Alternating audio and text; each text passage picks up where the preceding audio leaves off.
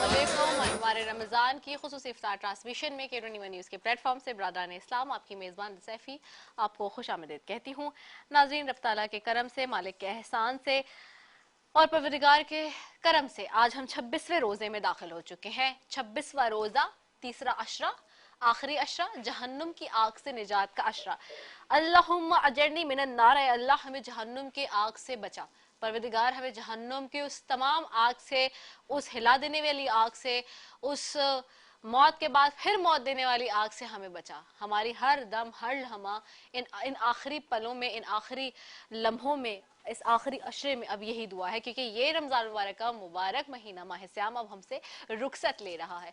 जहाँ रुखसत ले रहा है वहीं पर हमें ये गम भी देके जा रहा है कि अब ये 11 महीने हमें फिर इंतजार करना होगा। और इस जुम्मतुल विदा को, जैसे कल हमने यानी कि बात की थी, हमारी यही जो है वो दुआ थी और आज भी यही दुआ है। हमने कल जैसे कि बात की थी कि रब ताला हमें अगले साल का रमज़ानुल मुबारक देखने की तौफीक अता फरमाए, आमीन।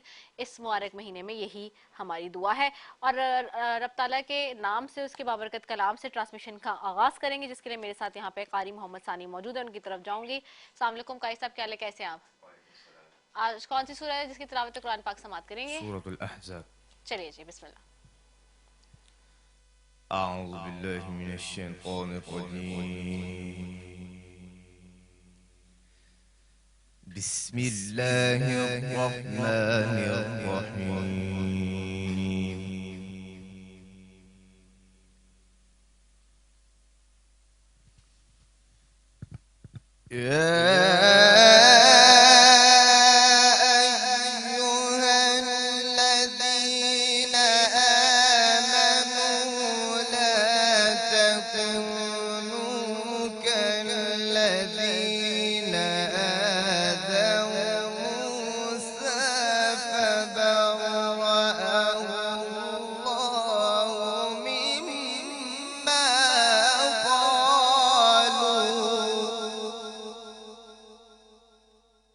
وكان عند الله وجيها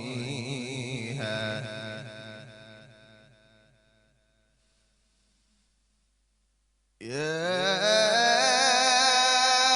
أيها الذين آمنوا اتقوا الله وقولوا قولا سديدا يصلح لكم أعمالكم ويغفر لكم ذنوبكم ومن يطع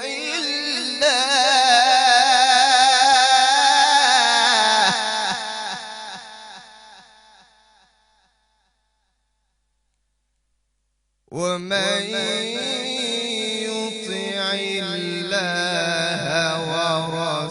ورسوله فقد فاز فوزا عظيما.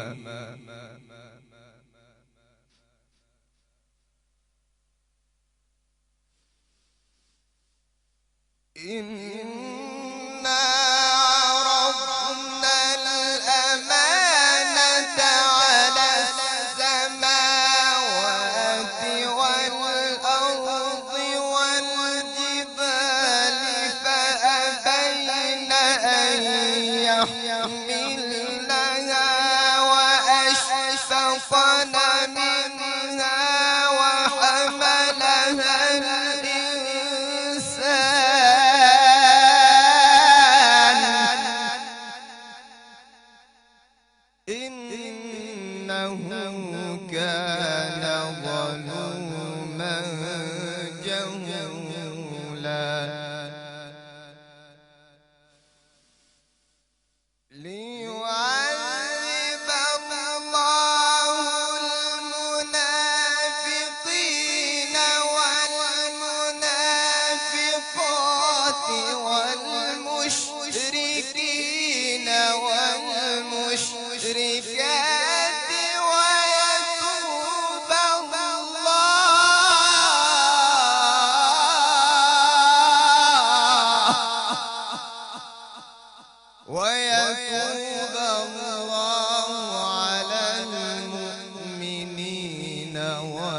والمؤمنات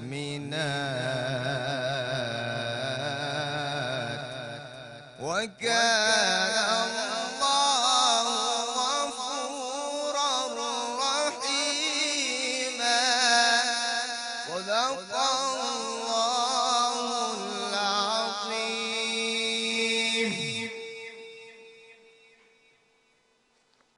सुभान अल्लाह, जज़ाकल्लाह। और बहुत ही खूबसूरत अंदाज कारी मोहम्मद सानी का सूरह अहज़ाब की चंद आयतों की तिलावत कुरान पाक समात कर रहे थे नाजरीन इस वक्त हम। और आज जो है 26वां रोज़ा और आज 27वीं शब भी होगी। तो आज हम बात करेंगे एक ख़ास मौजू पे, और जैसे रोज़ाना की बुनियाद पे एक नया और ख़ास मौजू लेकर आते हैं। आज भी इंतहाई असर हाजिर का अहम मौजू है और उसके ऊपर बात होगी। और साथ ही आज रात को आप 27 रमज़ानुल मुबारक की जो 27वीं शब है उसकी खसूसी ट्रांसमिशन भी देखेंगे। ये मतलब ये जो इफ्तार ट्रांसमिशन है, रमज़ान ट्रांसमिशन, इसका आज इख्तिताम नहीं होगा मगरिब पे। मगरिब के थोड़े बाद वक्फे के बाद आप ये देखेंगे। मतलब हम दुआ से यहाँ से अभी आज चले तो जाएंगे साइड से, लेकिन वापस हम रात को दोबारा यहीं से कंटिन्यू करेंगे। और फिर जो खसूसी ट्रांसमिशन होती है अपनी ताक रात की और 27वीं शब की, वो भी आज चलेगी। तो आज आप उसको देखना मत भूलिएगा। आज की मुबारक रात के हवाले से जो ट्रांसमिशन है, और इसलिए बता रही हूँ ताकि जो देखने वाले हैं मेरे ख़ास तौर पे और जो लोग देख रहे होते हैं मुझे पसंद करें, वो उनका बहुत शुक्रिया, उनकी मोहब्बतों का जो आपने दी। आज के मौजू पे आ जाए, उसके ऊपर भी बात करेंगे। तो गदागरी के हवाले से आज बात होगी। गदागरी यानी कि मांगना। और आप देख रहे हैं जगह जगह पे आपको लोग मिलते मांगने वाले, भिखारी जो सारे। और पिछले दिनों एक वीडियो हमने देखी, हम उस कल परसों तरसों भी इस पे बात कर रहे थे उलमा कराम के साथ। एक वीडियो मैंने देखी जिसमें एक लड़की है, लड़की की एज कोई लगभग 30 बरस के करीब है, 25 से 30 बरस के करीब। और वो इंतहाई खुश मिजाजी के साथ और जिसे कहते हैं खुश पहनावे के साथ, अच्छे पहनावे के साथ बैठी हुई, और एक यूट्यूबर को किसी को वो इंटरव्यू दे रही है। उस इंटरव्यू में मैं ये बताती है कि मैं भीख मांगती थी और मैंने भीख मांगने का काम आज से कोई पता नहीं 4 साल पहले 5 साल पहले शुरू किया। और मैं भीख मांगते मांगते लोगों ने मेरी मदद करना शुरू करी, और भीख देते देते मैंने इतनी भीख जमा कर ली कि 4 साल में या 5 साल के अरसे में इस वक्त मैं पाकिस्तान जो है वो वापस आई हूँ दूसरे मुल्क से सफ़र करके, और यहाँ पे विज़िट के तौर पे, क्योंकि मैं अब जो रहती हूँ वो मलेशिया में रहती हूँ और वहाँ पे मेरे 2 होटल है, वहाँ पे मेरा अपना घर है। तो भीख के पैसों से मैंने ये सब वहाँ बनाया है, और अब मैंने भीख मांगना छोड़ दिया है। लेकिन चूंकि मैंने भीख के पैसों से वहाँ ये सब कुछ बनाया है, तो उसके बाद जो है अब मैं यहाँ पाकिस्तान में आना जाना फ्रिक्वेंटली कर रही हूँ कि मेरे पास अब इतना पैसा है, मैं अब इतनी अमीर हो चुकी हूँ भीख के पैसों से। फिर बता रही हूँ, भीख के पैसों से मैं इतनी अमीर हो चुकी हूँ कि मैं इस वक्त पूरी दुनिया में कहीं भी जाऊँ वो आना जाना घूमना फिरना कर सकती हूँ। कुरान और इस्लाम क्या कहता है इस हवाले से? इस्लाम सख्त मना करता है कि आप गदागरी को या गदागर को पैसे ना दें किसी भी तौर से। चाहे आप किसी भी किस्म की उसकी मदद करने के लिए जा रहे हैं, तो वो मदद आपकी या वो पैसा आपका ज़ाया हो जाएगा। अगर आप ये समझ रहे हैं कि आपको उसका कोई सवाब मिलेगा या उसकी आपको कोई उसकी नेकी मिल जाएगी, तो वो नेकी आपकी ज़ाया हो जाएगी, वो सवाब आपका ज़ाया हो जाएगा। क्योंकि जो भिखारी शख्स या जो गदागरी करने वाला गदागर शख्स है, वो अपनी असल हालत छुपा के झूठ बोल के एक काम कर रहा है। गदागरी एक झूठ पे मबनी पेशा है। ये भी एक पेशा है जो कि झूठ पर मबनी है, जो धोखे पर मबनी है, जो 2 नंबरी पर मबनी है। और अगर वो ये काम कर रहा है कोई, तो यकीनी तौर पे वो इसका गुनहगार है। और अगर आप उसको उसके झूठ पे वो पैसा दे देंगे तो आप भी गुनहगार होंगे। इसलिए इस्लाम में गदागरी का कॉन्सेप्ट नहीं मिलता। इस्लाम सख्ती से मना करता है। इस्लाम में है ज़कात दीजिए, फितरा दीजिए, गरीबों को, मिस्कीनों को, रिश्तेदारों को, पड़ोसियों को मदद कीजिए, बिल्कुल इस नियत के साथ कि आपका माल साफ हो, लेकिन गदागरों को पैसे ना दीजिए। अच्छा, दुनिया की अब बात करते हैं। दुनिया में पाकिस्तान का शुमार सबसे ज्यादा इस वक्त खैरात देने वाले ममालिक में होता है। ये खैरात मुख्तलिफ सूरतों में दी जाती है, और इस वक्त जो सूरत हाल है गदागरी की, वो इतनी बढ़ती हुई अहम वजह है कि गलत तरीके से खैरात दे रहे हैं लोग, गलत तरीके से। अब ये कि हर वक्त आपने, आपके ये 5-10 रुपए, आपकी नज़र में ये 5-10 रुपए हैं जो कि आप दे रहे हैं किसी भी सिग्नल पे किसी भी भिखारी को, लेकिन उसका असल फैक्ट और फिगर और उसके नंबर्स क्या है वो भी आज आपको बताऊंगी, और आप सुन के हैरान रह जाएंगे आज के इस प्रोग्राम में। आपने देखते रहना, आज का प्रोग्राम बहुत ज़बरदस्त है, पूरी मालूमात पर आज का प्रोग्राम जो है बेस करेगा। आपको पता चलेगा कि हो क्या रहा है और किस तरह से आपके पैसे, आपकी जेब से कितना पैसा जा रहा है इस भीख की मद में पूरे पाकिस्तान में। अब देखिए, अगर खैरात और ज़कात इस्लामी नुक्ते नज़र के मुताबिक दी जाए तो माशरे में गरीब तबके की शरह कम होती नजर आएगी। आम आवाम का गदागरी बढ़ने में बड़ा हाथ है जो बगैर कुछ जाने पैसे अल्लाह का नाम सुनकर दे देती है। गलियों, बाजारों, शॉपिंग मॉल्स और चौराहों में गदागर मर्द, खवातीन, बच्चे नए रूप इख्तियार करे हाथ फैलाए हुए नजर आते हैं। 65% गदागर काम करने के काबिल होते हैं, लेकिन उन्होंने गदागरी को अपना जो है ये पेशा रखा होता है। मुकद्दस महीनों में गदागरों का ये सीजन उरूज पर आ जाता है। एक जुमला था, मेहनत में अजमत, बचपन में पढ़ा था, और जब ये पढ़ा बचपन में तो उस वक्त ही से एक जहन में दिमाग आई, में एक बात आई, जहन में दिमाग में एक बात आई, और फिर इस बात का अंदाजा हुआ कि वाकई मेहनत में तो अजमत होती है, और अल्लाह ने ये बार बार रखा है कि आप अपने हाथ से, अच्छे क्यों, नबी पाक सल्लल्लाहु अलैहि वसल्लम की बेतहाशा मिसालें मिलती हैं। क्यों क्यों गुलामों को आज़ाद करने का कॉन्सेप्ट रखा, क्यों नबी पाक सल्लल्लाहु अलैहि वसल्लम ने अपनी बेटी, अपनी शहजादी को जो है कोई नौकर नहीं दिया उनके जहेज में, क्यों, इसी वजह से कि ये जो आपकी मतलब गुलामी वगैरह या इस तरह के जो कॉन्सेप्ट है उससे बचा जाता, और हर इंसान को ये पता होता है कि मेहनत में अजमत है, अपने हाथ से काम करने में अजमत है, यानी कि कोई भी आप काम करें XYZ वो अपने हाथ से करें। इसी तरह जो गदागरों की अभी मैंने बात की, ये रूप बदल के, झूठा रूप बदल के, झूठ बोल के, धोखा दे के, फरेबी रूप धार के ये आपसे भीख मांगते हैं और आप जो है इनको भीख दे देते हैं। इसकी क्या हकीकतें हैं, इस पर मजीद भी आज बात करेंगे, बड़ी तफसीलन बात करेंगे। अच्छा, इस सेगमेंट में चूंकि आपको पता है मुझे जाना होता है एक वक्फे पे, और वो वक्फा होता है जी कराची की आवाज़ या चीखुटा कराची हमारा बाहर लगा हुआ होता है, और साइमा और एनी बड़े बेहतरीन अंदाज में बाहर जाती है, और वो उन्होंने भी काफ़ी, दोनों ने बड़े बड़े एक्सेस, ख़ासतौर पे साइमा बड़े जो है वो लोगों को बेनकाब भी करती हैं। इसी तरह के एक गदागरी का प्रोग्राम हमने भी किया था कि वो फ़कीरनी बन के बाहर गई और देखा उन्होंने कि किस तरह का ये नेक्सेस है। तो इस किस्म के हम बहुत सारे जो ग्रोह हैं उनको एक्सपोज भी कर चुके हैं, बहुत बुरी तरीके से उनको एक्सपोज कर चुके हैं, और हम इसके ऊपर बहुत सारे अपने आउटडोर्स प्रोग्राम भी कर चुके हैं, और इन दिनों भी हमारे बहुत सारे प्रोग्राम चल रहे हैं, तो अभी हम उसकी तरफ भी जाएंगे। लेकिन जाने से पहले जी इस ट्रांसमिशन के स्पॉन्सर्स की बात कर लेते हैं। इस ट्रांसमिशन के स्पॉन्सर्स में शामिल है पेप्सी, ट्रांसमिशन को स्पॉन्सर किया शौकत खानम, ट्रांसमिशन के स्पॉन्सर्स में शामिल है Patel hospital, Rooh Afza, Nelson paints, Al Khidmat, GFS builders, Bombay light house, Rumi builders, Milan Engro, Pakola milk, Andaz canola active lifestyle and house of fashion by Aamir Ali. और जी अगर आज के मैं ब्यूटीफुल से अपने आउटफिट की बात करूं जो मैंने ज़ेब तन किया हुआ है जी, तो ये आउटफिट मुझे भेजा है जी ज़राफीस ने, एंड मेरी बहुत ही प्यारी सी डिज़ाइनर है जी, और ज़राफीस का www.zarafees.com के नाम से ऑनलाइन स्टोर है, वेबसाइट है, वहाँ जा सकते हैं, फेसबुक पे भी, इंस्टा पे भी इनका पेज है, और जाके ये ब्यूटीफुल से आउटफिट जो है वो अपने आप ऑर्डर कर सकते हैं, क्योंकि अब ईद करीब है, 2 से 3 रोज़ रह गए हैं, और अपने पसंद के जी आउटफिट कर सकते हैं। बहुत प्यारा आउटफिट आज का बनाया गया कि I am loving wearing it. तो यहाँ मैं एक वक्फे के ऊपर जा रही हूँ जी, और यहाँ से जब वापस आऊँगी वक्फे के बाद से तो यहीं से कंटिन्यू करेंगे ट्रांसमिशन के सिलसिले को। अस्सलाम वालेकुम व रहमतुल्लाहि व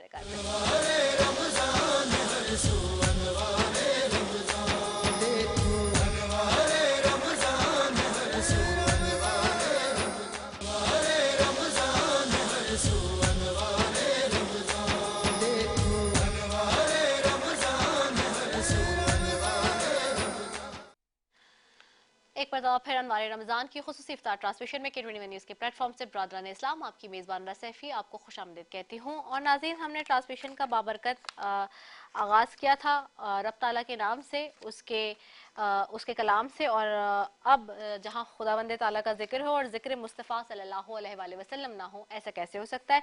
मेरे साथ नातख़्वा मौजूद है माहीन कुरैशी, उनकी तरफ भी जाऊँगी। अस्सलाम वालेकुम माहीन, कैसी हैं आप? वालेकुम अस्सलाम जी, अल्हम्दुलिल्लाह। आज कौन सा कलाम है जो तैयार करके लाए हो आप? जी, निगाह लुत्फ। चलो।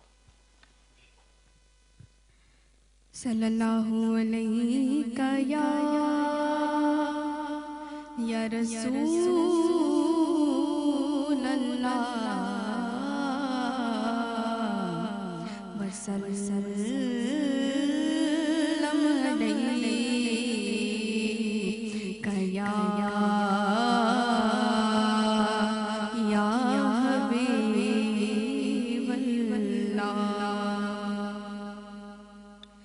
निगाहे लुत्फ के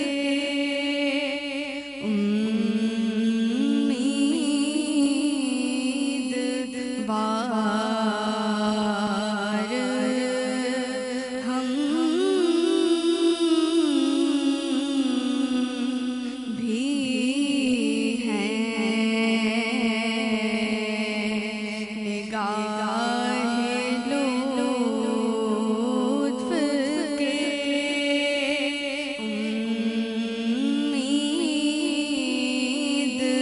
उम्मीदवार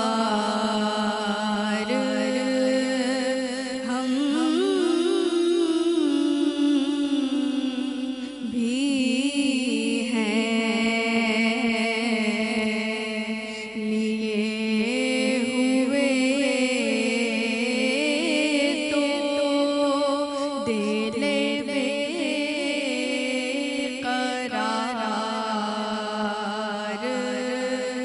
हम भी हैं। निगाहे लुत्फ के हमारे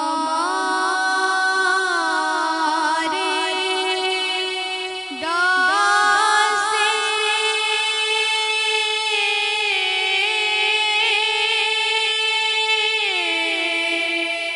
तमन्ना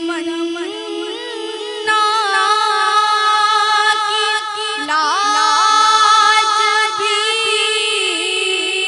रखना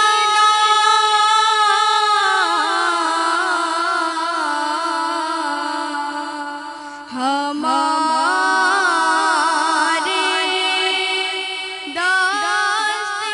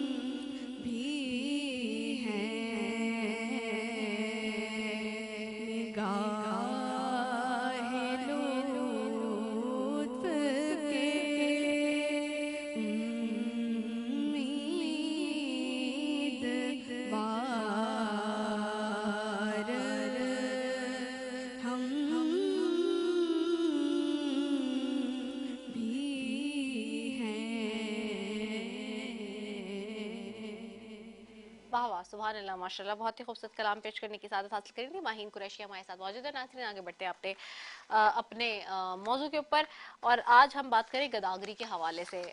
थोड़ी सी बात करें कि दुनिया में पाकिस्तान का, जैसे कि मैंने कहा था कि शुमार सबसे ज़्यादा खैरात देने वालों में होता है, वहीं पर गूगल के मुताबिक पाकिस्तान में साल 2021 के सर्वे के मुताबिक 25 मिलियन पेशावर भिखारी रिकॉर्ड किए गए।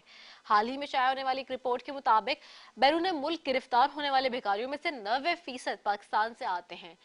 मसला इस वक्त मजीद नुमाया हो गया क्योंकि दो ममालिक सऊदी अरब और इराक ने पाकिस्तान से आने वाले भिखारियों पर तशवीश का इजहार किया है, और वेबसाइट फर्स्ट पोस्ट ने इस मौजू पर मालूमात इकट्ठी की है, जिसके बारे में एक जायजा ये है कि रमजान मुबारक के मौके पर मक्का मुकर्रमा से 4,345 भिखारियों और गदागरों को हिरासत में लिया गया है, जिनमें से 70% का ताल्लुक पाकिस्तान से है।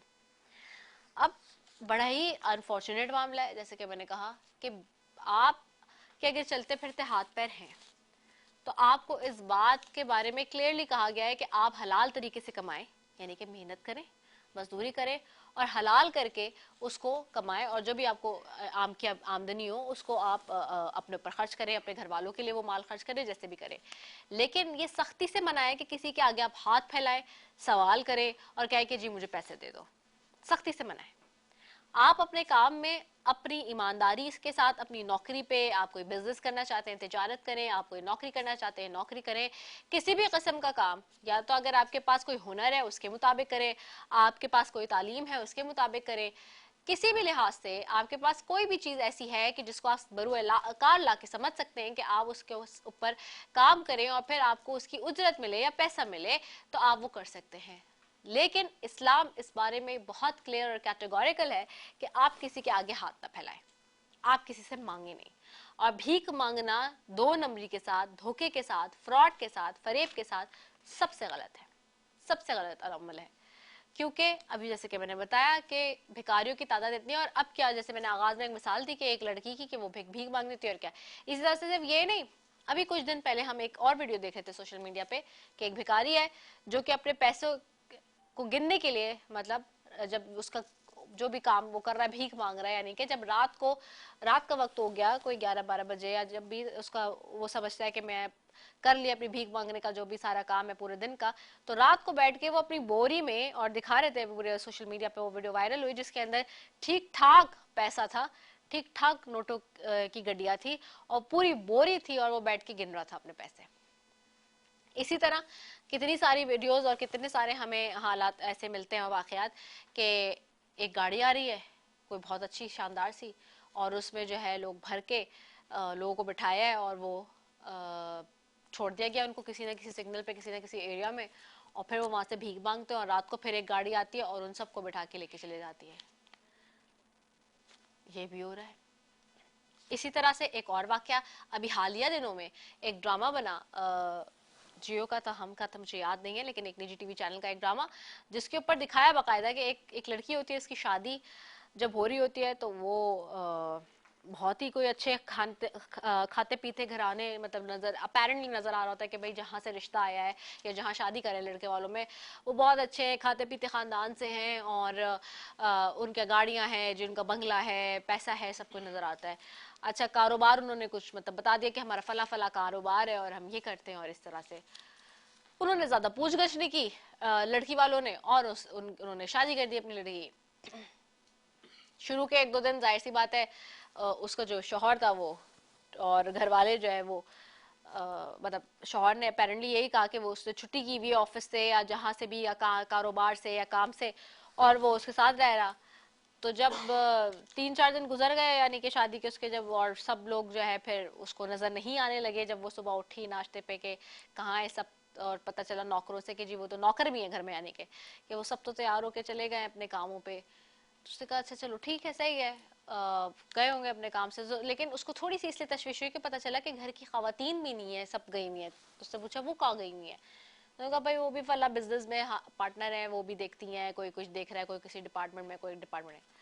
उसको हैरानी हुई, उसने कहा अच्छा अच्छा वो भी कर लेती हैं, अम्मी भी कर लेती हैं, यानी कि उनकी सास यानी कि नंद भी कर रही हैं, अच्छा सारे, बड़े हैरान है, बड़ा जबरदस्त खानदान है, मतलब कारोबार में सब एक साथ है और सारी चीजें बड़े ही कोई शानदार किस्म के लोग हैं। फिर फिर अगले दिन उसने कहा सुबह जल्दी जल्दी निकल जाते हैं क्या, बहुत जल्दी सब जाते हो ऑफिस? उसने कहा हाँ जी, क्योंकि उसने कहा जब मैं उठी हूँ तो उस वक्त तो कोई भी नहीं है उस वक्त नाश्ते के टेबल पे। तो उसने कहा नहीं, वो कह के गए आपके लिए नाश्ता बना दें और जो भी है।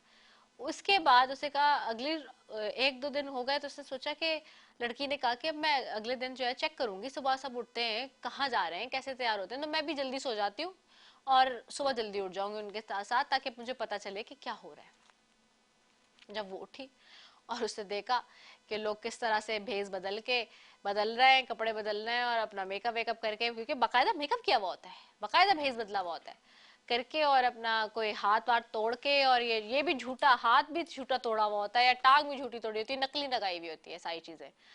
तो और नकली वो मेकअप किया हुआ होता है और वो करके वो सब जा रहे हैं, तो वो तो हैरान रह गए, देखो ये क्या आप सब लोग जा रहे हो, ये क्या हो लिया अब?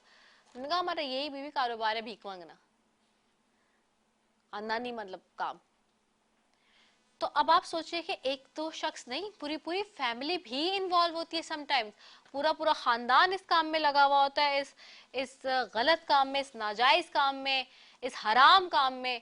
और जो है वो लोग भी, मतलब ऐसे ऐसे वाकयात हैं कि पूरा पूरा खानदान भीख मांग रहा है।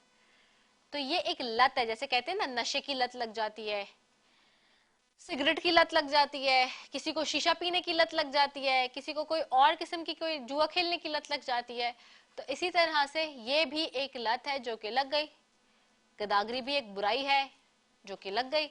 और अच्छा, फिर इसी तरह से एक और मैं वाकया देख रही थी कि एक वो बुजुर्ग थे और वो भीख मांगते थे।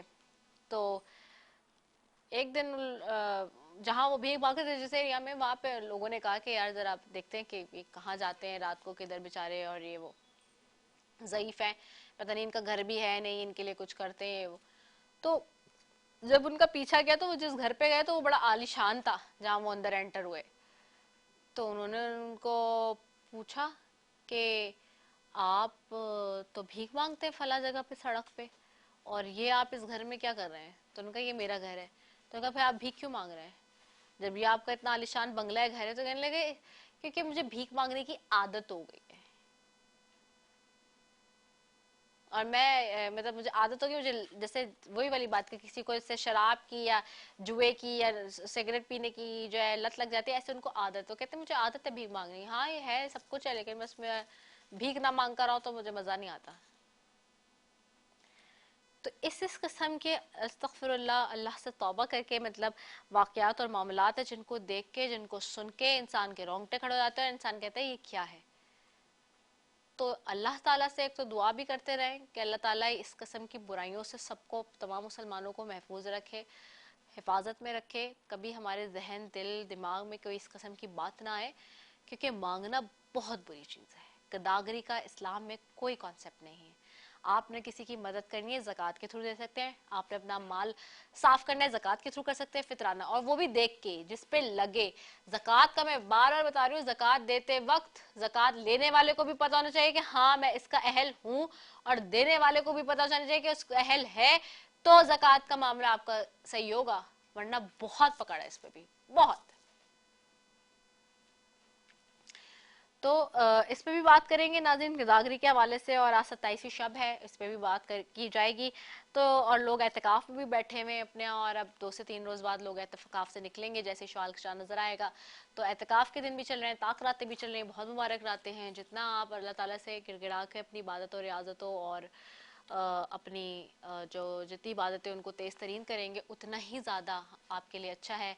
और वो कहते हैं ना, नबी पाक सल्लल्लाहु अलैहि वसल्लम की हदीस मुबारक में मिलता है कि अगर जिसको माह रमज़ान मुबारक का महीना मिला और उसने अपनी बख्शिश ना करवाई या अपने गुनाह माफ़ ना कराए पिछले, तो वो बहुत ही ज़्यादा जो है वो बदबख्त है कि वो ना करवा सके अगर।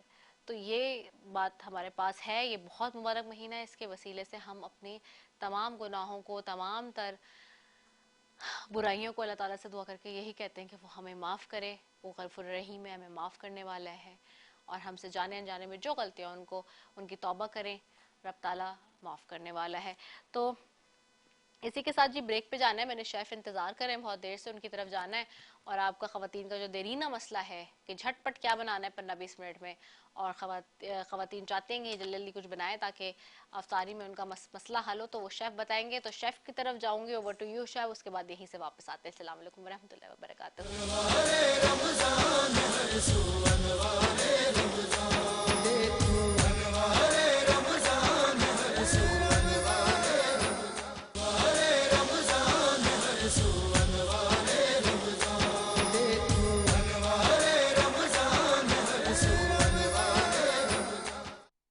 एक मरतबा फिर अनवार रमज़ान की खुसूसी इफ्तार ट्रांसमिशन में K21 न्यूज़ के प्लेटफॉर्म से बरादरान इस्लाम आपकी मेज़बान सैफ़ी आपको खुश आमदीद कहती हूँ।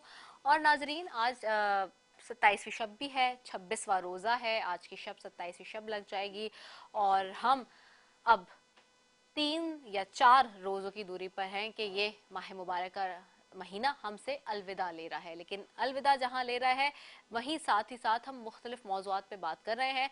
गदागरी का मौजू है जिस पे आज बात की जा रही है, इंतहाई असर हाजिर का मौजू है। और इस पे एक अभी बड़ी ही तफसीलन और जामे एक रिपोर्ट भी आई है जिसके ऊपर मैं बात भी करूँगी आपसे।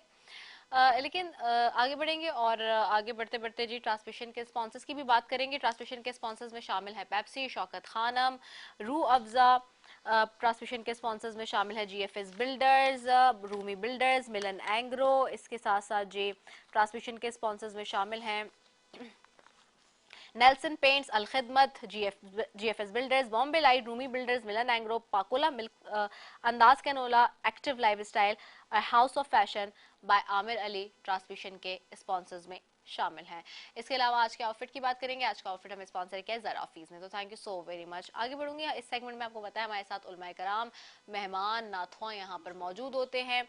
और यहाँ पे जहाँ ये सब मौजूद होते हैं वहीं पर आपसे भी बात होती है। स्क्रीन पर नंबर चल रहा होता है 021341348123 हमारा नंबर है, स्क्रीन पर चल रहा है।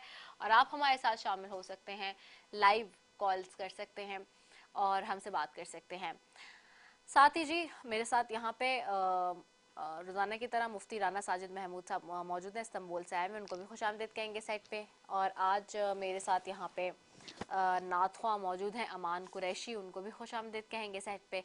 और बड़ी ही ज़बरदस्त किस्म की मेहमान, जो कि आपको पता है रोज़ाना की बुनियाद पे हमारे पास मुख्तलिफ मेहमान होते हैं, सियासी मेहमान होते हैं जिनको आप हमारे TV टॉक शोज़ में देखते हैं।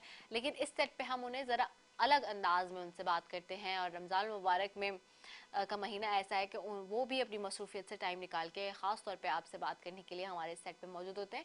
और आज भी जो हमारे साथ मेहमान मौजूद हैं, बड़ी प्यारी सी बड़ी ख़ास मेहमान हैं। पेशे से उनका ताल्लुक डेंटिस्ट्री से भी है, साथ ही सियासत में भी काफ़ी अरसे से आप उन्हें मुख्तलिफ TV टॉक शोज़ में देखते हैं।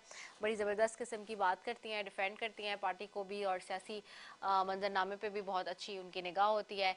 और आज हमारे साथ डॉक्टर फौजिया मीत मौजूद हैं, MP हैं सिंध असेंबली से, उनको भी खुश आमदीद कहेंगे, MQM पाकिस्तान से। अस्सलाम वालेकुम डॉक्टर साहिबा, कैसी हैं आप? ठीक हैं? मैं अल्लाह का शुक्र, आपको रमज़ान की बहुत बहुत मुबारकबाद। थैंक यू, आपको भी बहुत ज़्यादा।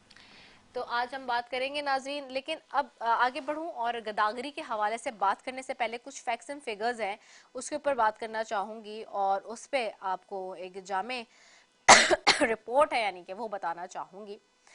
पाकिस्तान में भिखारियों से मुतालिक हैरान कुन हक़ाइक़ इस वक्त सामने आए हैं।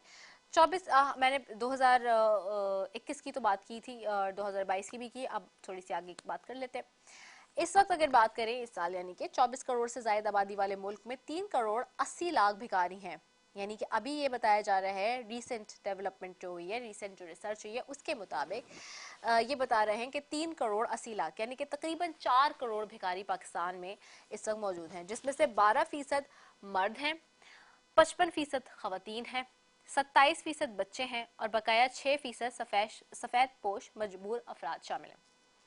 इन भिखारियों का 50% कराची, 16% लाहौर, 7% इस्लामाबाद और बकाया दीगर शहरों में नेटवर्क फैला हुआ है। कराची में रोजाना औसतन भीख 2000 रुपए, लाहौर में 1400 रुपए और इस्लामाबाद में 950 रुपए है। पूरे मुल्क में फी भिखारी औसतन 850 रुपए लेता है। रोजाना भीख की मद में ये भिखारी 32 अरब लोगों की जेबों से निकाल लेते हैं। अब आप इमेजिन कर सकते हैं कि हम किस पाताल में जा रहे हैं। सालाना अगर देखा जाए तो ये रकम 117 खरब रुपए बनती है। डॉलर की औसतन अगर हिसाब से ये रकम देखी जाए तो 42 अरब डॉलर बनती है। बगैर किसी मुनाफे बख्श काम के भिखारियों पर तरस खा के उनकी मदद करने से यानी कि हमारी जेब से सालाना 72 अरब डॉलर निकल जाते हैं। इस खैरात का नतीजा हमें सालाना 21% महंगाई की सूरत में भी भुगतना पड़ रहा है और मुल्क की तरक्की के लिए 3 करोड़ 80 लाख अफराद की अजीम शान अफरादी क़ुव्वत किसी काम नहीं आती, जबकि इनसे काम लेने और मामूली काम ही लेने की सूरत में ये आमदनी 38 अरब डॉलर मुतवक्के है, जो चंद बरसों में ही हमारे मुल्क को मुकम्मल अपने पाँव पर न सिर्फ खड़ा कर सकती है बल्कि मौजूदा भिखारियों के लिए बाइज्जत रोजगार भी मुहैया कर सकती है। अब अगर हम बांग्लादेश की पड़ोस में मुल्क में बात करें या और दीगर ममालिक की बात कर ले, खासतौर पर बांग्लादेश की बात इसलिए कर रही हूँ क्योंकि हमारे बाद बना, लेकिन बांग्लादेश ने जिस दिन भिखारी सिस्टम को खुदा हाफिज कहा था उसके सिर्फ 4 साल के बाद उसके पास 52 अरब डॉलर के ज़खायर थे और 52 अरब डॉलर के ज़खायर थे और आगे इस वक्त बांग्लादेश हमसे आगे निकल गया। उनका यानी कि टका जिसको कहा जाता था कि भाई टके का नहीं है और ये वो बात होती थी, वो भी हमसे अब आगे निकल गई है उनकी करेंसी। तो ये अब हमारे सामने है जी। गदागरी के ऊपर जो फैक्ट्स फिगर्स थे पाकिस्तान के वाले से वो मैंने आपके सामने रख दिए। सबसे पहले मुफ्ती राना साजिद महमूद साहब की तरफ जाऊंगी। मुफ्ती साहब, ये इतना बड़ा अमाउंट हमारी जेबों से जा रहा है, मैं तो किसी सिग्नल पे कोई पैसे वैसे नहीं देती और बिल्कुल सख्ती से भगा देती हूँ क्योंकि मुझे इस बात का बहुत अंदाजा है कि ये जो गदागरी है वो इस्लाम में सख्ती से मना की गई है। क्या कहेंगे? बिस्मिल्लाहिर्रहमानिर्रहीम नहमदुहु व नुसल्ली अला रसूलिहिल करीम अम्मा बाद फ़अऊज़ु बिल्लाहि मिनश शैतानिर रजीम बिस्मिल्लाहिर्रहमानिर्रहीम इन्नल्लाह व मलाइकतहु युसल्लूना अलन नबी या अय्युहल्लज़ीना आमनू सल्लु अलैहि व सल्लिमू तस्लीमा अल्लाहुम्मा सल्लि अला सय्यिदिना व मौलाना मुहम्मदिन मादिनिल जूदि वल करम व आलिहि व बारिक व सल्लिम सलातम व सलामन अलैका या सय्यदी या रसूलल्लाह मौला या सल्लि व सल्लिम दाइमन अबदा अला हबीबिका खैरिल खल्क़ि कुल्लिहिम नबियुनल आमिरुन नही फला अहदुन अबर रफ़ी क़ौलैला मिन्हु अला नअमी सुम्मा रिदा अन अबी बकर व अन उमर व अन अली व अन उस्मान ज़िल करमी। बाद हम्द सलात के एक मरतबा फिर इंतहाई मशकूर हूँ आपका कि बंदे नाचीज़ को ऐसे खूबसूरत प्रोग्राम के अंदर इस्लाह उम्मत के लिए मदऊ किया। अल्लाह रब्बुल इज़्ज़त से दुआ है कि मालिक मौला आपके इस प्रोग्राम को दिन दुगनी रात चुगनी तरक्कियाँ नसीब फरमाए और हमें जो कुछ कहा जाए उस पर अमल करने की तौफीक अता फरमाए। गदागरी एक ऐसा टॉपिक आप लेकर आए हैं जो कि हमारे मुल्क का, हमारे माशरे का एक नासूर बन चुका है। ये इंसान को जो है कमाने, मेहनत मुशक्क़त करने की हौसला शिकनी करता है और बैठकर खाने की हौसला अफजाई करता है। देखें, ये मुल्की सतह पर चूँकि ये मामला है, अब इसको हम देखेंगे कुरान और हदीस की रोशनी में अल्लाह के रसूल सल्लल्लाहु अलैहि वसल्लम ने क्या इरशाद फरमाया। कबल इसके कि अल्लाह के रसूल सल्लल्लाहु अलैहि वसल्लम ने क्या इरशाद फरमाया, मैं कुछ बातें अर्ज़ करूं कि अगर हम अपने अपने घरों का जायज़ा लें और अपने घर के अंदर किसी एक फ़र्द को ऐसा पाएँ कि जो न कमाता हो, कुछ न करता हो, लेकिन वो हर दूसरे दिन हमसे, यानी घर में जो बड़ा भाई है या वालिद है, उनसे पैसे लेता हो और बाहर जाके उड़ा के आ जाता हो, हालांकि उसके कमाने की भी उम्र है, सारे कामकाज भी कर सकता है, वो जिस्म सलामत भी है, सब कुछ है। हम उसको कुछ दिन तक तो देंगे पैसे, लेकिन उसके बाद ज़रूर उसको बिठा के समझाएंगे, उसको कहेंगे कि बेटा तुम अभी बड़े हो गए हो, अब अपनी ज़िम्मेदारियों को समझो और एहसास ज़िम्मेदारी लो, कंधों के ऊपर बोझ तुम्हारे आन पड़ा है, अब बाहर निकलो, कुछ कमाओ। चलो हमें कुछ नहीं दे रहे, कम से कम इतना कमा लो कि अपनी ज़रूरियात तो पूरी कर लो। अगर हमने उसको इस तरह की तालीम और तरबियत दी तो उसका एक जहन बनेगा, वो जाएगा, बाहर निकलेगा, कुछ कोशिश करेगा, एक दिन दो दिन नाकामी होगी, एक महीना दो महीना नाकामी होगी, लेकिन आहिस्ता आहिस्ता करके वो इस डगर पर चल निकलेगा कि खुद कमाने लगेगा। क्योंकि अल्लाह रब्बुल इज़्ज़त की ज़ात बाबरकात, वो रब इरशाद फरमाता है कि वल्लाहु खैरुर राज़िकीन, बेशक अल्लाह रब्बुल इज़्ज़त सबसे बेहतरीन रिज़्क़ देने वाला है। और वो रब इरशाद फरमाते हैं कोशिश तुम करो और रिज़्क़ मैं तुम्हें अता फरमाऊँगा, लेकिन इसमें कोशिश करने की शर्त जो है वो रब्बे ज़ुल जलाल ने इसमें लगाई है। एक बंदा घर बैठा रहे और कोशिश भी ना करे और वो कहे कि मुझे कुछ मिलता ही नहीं, मुझे जॉब नहीं मिलती, मुझे यूँ नहीं मिलता, मुझे वो नहीं मिलता, तो वो शख्स कभी कामयाब नहीं हो सकता। अब आइए, सरकारी दो आलम सल्लल्लाहु तआला अलैहि वसल्लम ने मांगने की हौसला शिकनी फरमाई। आप सल्लल्लाहु अलैहि वसल्लम के दरबार मुबारक की एक मशहूर हदीस मुबारक है जिसको मैं कोट करूँगा क्या आप सल्लल्लाहु अलैहि वसल्लम तशरीफ़ फरमा हैं, एक सहाबी रसूल आते हैं, आन करके कुछ सवाल करते हैं, आप सल्लल्लाहु अलैहि वसल्लम बजाय इसके कि कुछ उसे अता फरमाए, फरमाते हैं कि तुम्हारे पास घर में क्या है। कहने लगा या रसूलुल्लाह सल्लल्लाहु अलैहि वसल्लम एक पानी का प्याला है और एक कंबल है। आप सल्लल्लाहु अलैहि वसल्लम ने इरशाद फरमाया कि वो दोनों चीज़ें लेकर आओ। वो सहाबी रसूल घर जाते हैं, जाकर वो दोनों चीज़ें लेकर आते हैं। आप सल्लल्लाहु अलैहि वसल्लम भरे मजमे के अंदर फरमाते हैं कि कौन ऐसा शख्स जो इस चादर को या कंबल को ख़रीद ले, कौन ऐसा शख्स है जो इस प्याले को ख़रीद ले। एक सहाबी रसूल उठते हैं, वो 1 दिरहम के अंदर एक प्याले को ख़रीद लेते हैं। दूसरे सहाबी रसूल उठते हैं, वो 1 या 2 दिरहम के अंदर उस कंबल को ख़रीद लेते हैं।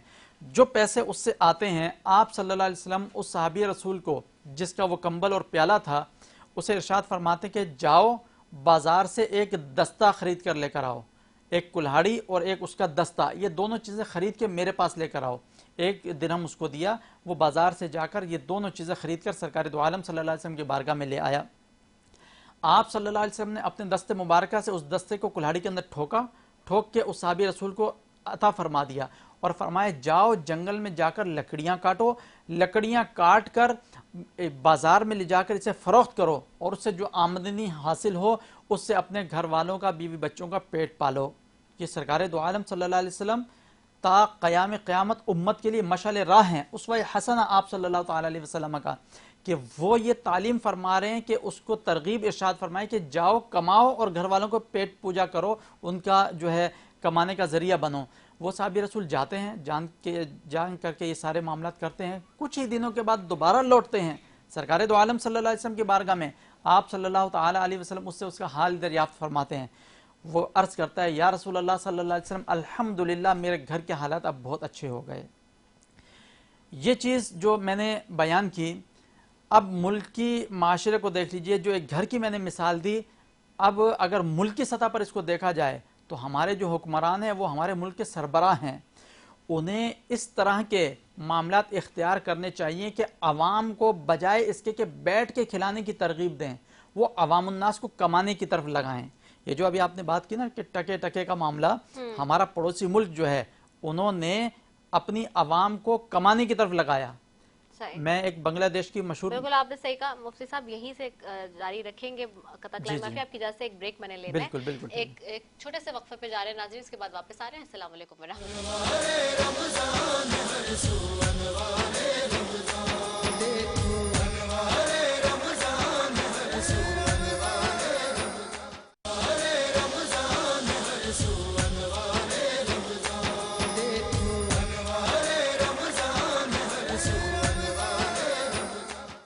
व फिर अनवार रमज़ान की खुसूसी इफ्तार ट्रांसमिशन में K21 न्यूज़ के प्लेटफॉर्म से बरादरान इस्लाम आपकी मेज़बान सैफ़ी आपको खुश आमदीद कहती हूँ और मेरे साथ मुफ्ती राना साजिद महमूद साहब मौजूद हैं।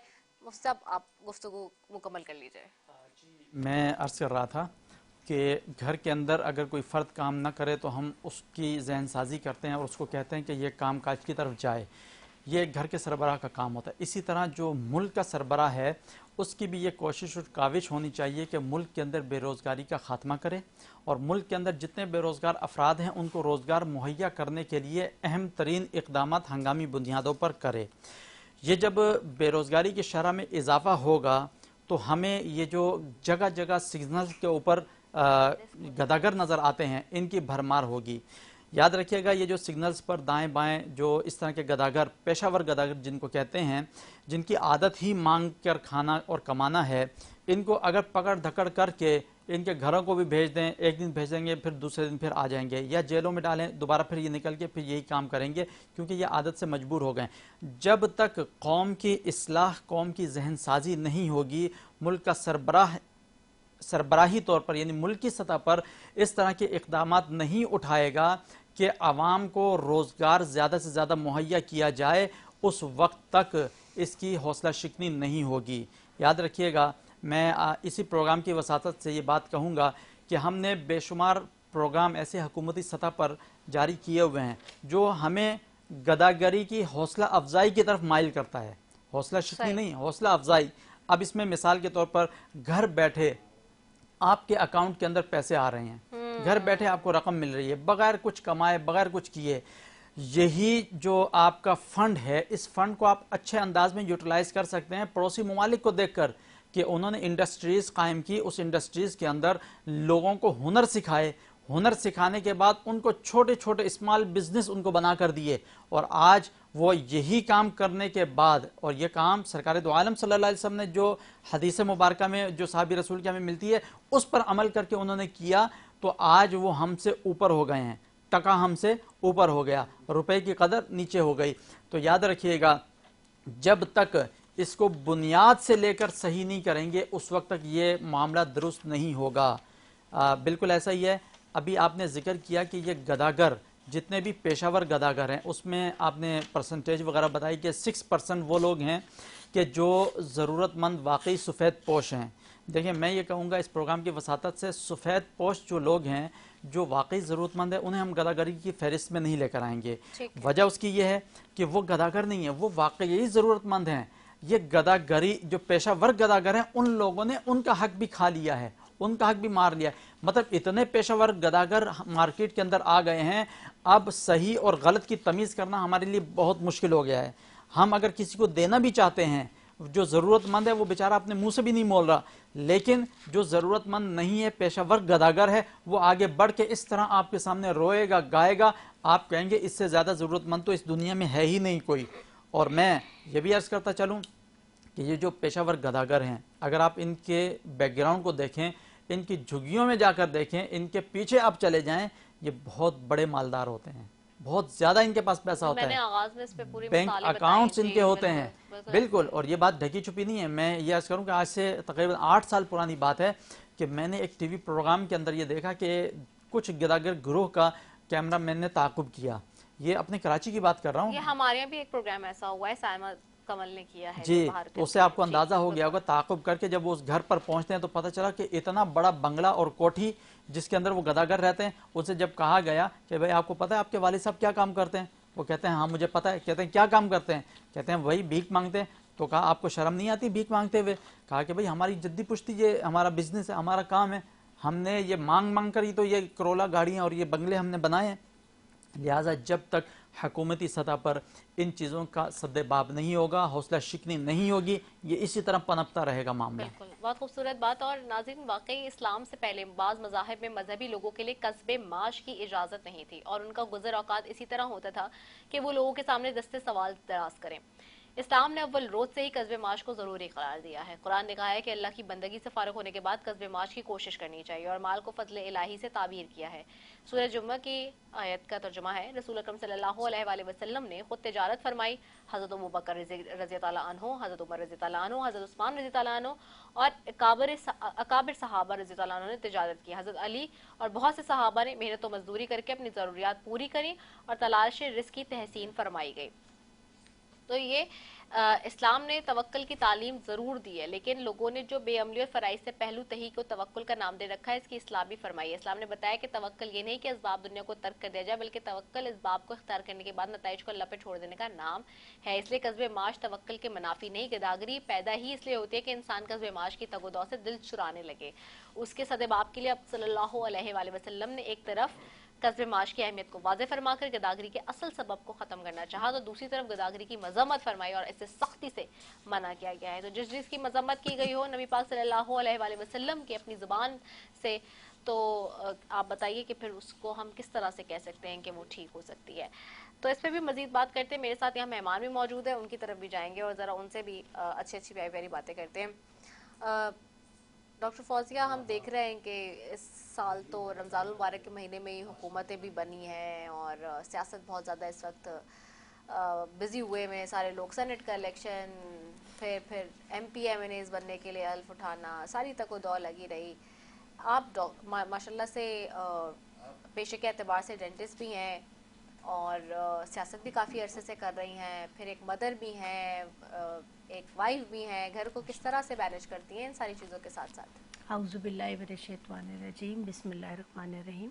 सबसे पहले तो रिदा बहुत शुक्रिया मुझे मदऊ करने का। आप बहुत प्यारी लग रही है। बहुत प्यारी लग रही है बहुत प्यारी, बहुत अच्छी माशाल्लाह। अच्छा, ये है कि बहुत सारे जब आप प्रोफेशन में काम करते हैं तो उसमें सबसे पहली चीज़ ये है कि आपकी टाइम मैनेजमेंट आपकी कितनी अच्छी है। अगर आपकी टाइम मैनेजमेंट अच्छी है तो आप चाहे कितने भी काम हो आप बहुत ऐसे तरीके से सरंजाम दे सकते हैं। और उसमें सबसे पहली चीज़ रमज़ान के हवाले से बात करूँगी कि अगर आप नमाज के पाबंद हो जाते हैं ना, तो आप सारे काम फिर कर लेते हैं। सुबह में जल्दी उठते हैं, सुबह का आगाज़ जल्दी होता है तो सारे काम होना शुरू हो जाते हैं। जो डॉक्टरी का शोबा है, ये मेरे वालिद साहब की ख्वाहिश थी कि मैं डॉक्टर बनूं, और जिस ज़माने जिस जनरेशन से मेरा ताल्लुक़ है उसमें पेरेंट्स के सामने आप इनकार नहीं कर सकते थे। तो जो पेरेंट्स ने कहा, हमने सर तस्लीम ख़म किया, हमने कहा ठीक है। हमारी हमारी नई जनरेशन पे है। और दूसरा अभी जो है, अभी जो नेक्स्ट जनरेशन जो हमारे बच्चे हैं वो हमसे इख्तलाफ कर सकते हैं, वो करते हैं इख्तलाफ, हम इख्तलाफ नहीं कर सकते थे, शायद तरबियत नहीं थी उस वक़्त ऐसी हमारी। तो उसके बाद जब कराची में आए, काम किया, देखा, और हमें लगा कि कराची में कहीं कमी है और सियासत में अच्छे लोगों की कमी है, और अगर हम सियासतदानों को बुरा कहते हैं तो वाई नॉट, फिर हमें ख़ुद अपना किरदार अदा करना होगा। इसी सोच के साथ मैं आई, MKM ज्वाइन की, और अल्लाह ताला का शुक्र है कि अल्लाह ताला ने मुझे सुरखरू किया। जो भी मुझे ओहदा मिला उसको मैंने ऐसे तरीके से निभाया, दयानतदारी के साथ निभाया, और कॉन्शियस क्लियर है, और इसी वजह से अब पार्टी ने फिर दोबारा मुंतखब किया MPA के लिए, और अब इंशाल्लाह सिंध के लिए काम करेंगे। नहीं इंशाल्लाह इंशाल्लाह। और नाज़रीन देखने वालों को मालूम ही है, और फिर बता भी देंगे, मेंबर कौमी असेंबली भी रही हैं आप, और अब सूबाई असेंबली का हिस्सा हैं, तो यकीनी तौर पे एक ज़िम्मेदारी होती है। और मैं तो कहती हूँ कि ख़वातीन के ऊपर तो हर किस्म की ज़िम्मेदारी होती है, घर की भी ज़िम्मेदारी होती है, बाहर की भी ज़िम्मेदारी होती है, जिस किस्म से वो जिस तरह मैनेज कर रही होती हैं, ये भी एक मुश्किल बात होती है।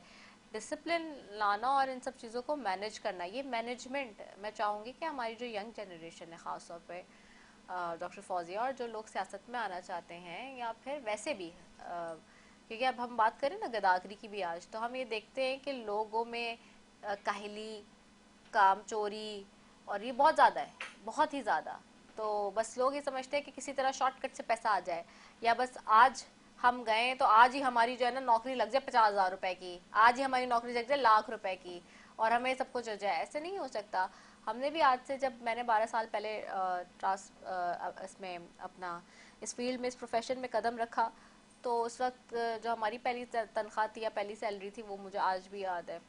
तो वो करते करते, लेकिन मैं अब देखती हूँ जो लोग अब आ रहे होते प्रोफेशन में, जैसे मैं खुद बात करूँ, हमारे प्रोफेशन की बात करूँ, उनकी इतनी एक्सपेक्टेशंस होती है और काम ज़ीरो होता है। जब भी आप नए लोगों को अपने जब भी हमारे पास ये मामला आता है कि रिक्रूटमेंट का, तो हम वहाँ बहुत फंसते हैं इस वजह से, क्योंकि जो आपके आगाज़ में आपकी तनख्वाह आपको उसी एतबार से मिलेगी, आप फ्रेश होते हैं, आपने उतना काम नहीं किया होता, आपकी सारी चीज़ें नहीं होती हैं, आपको सीखना होता है बहुत कुछ।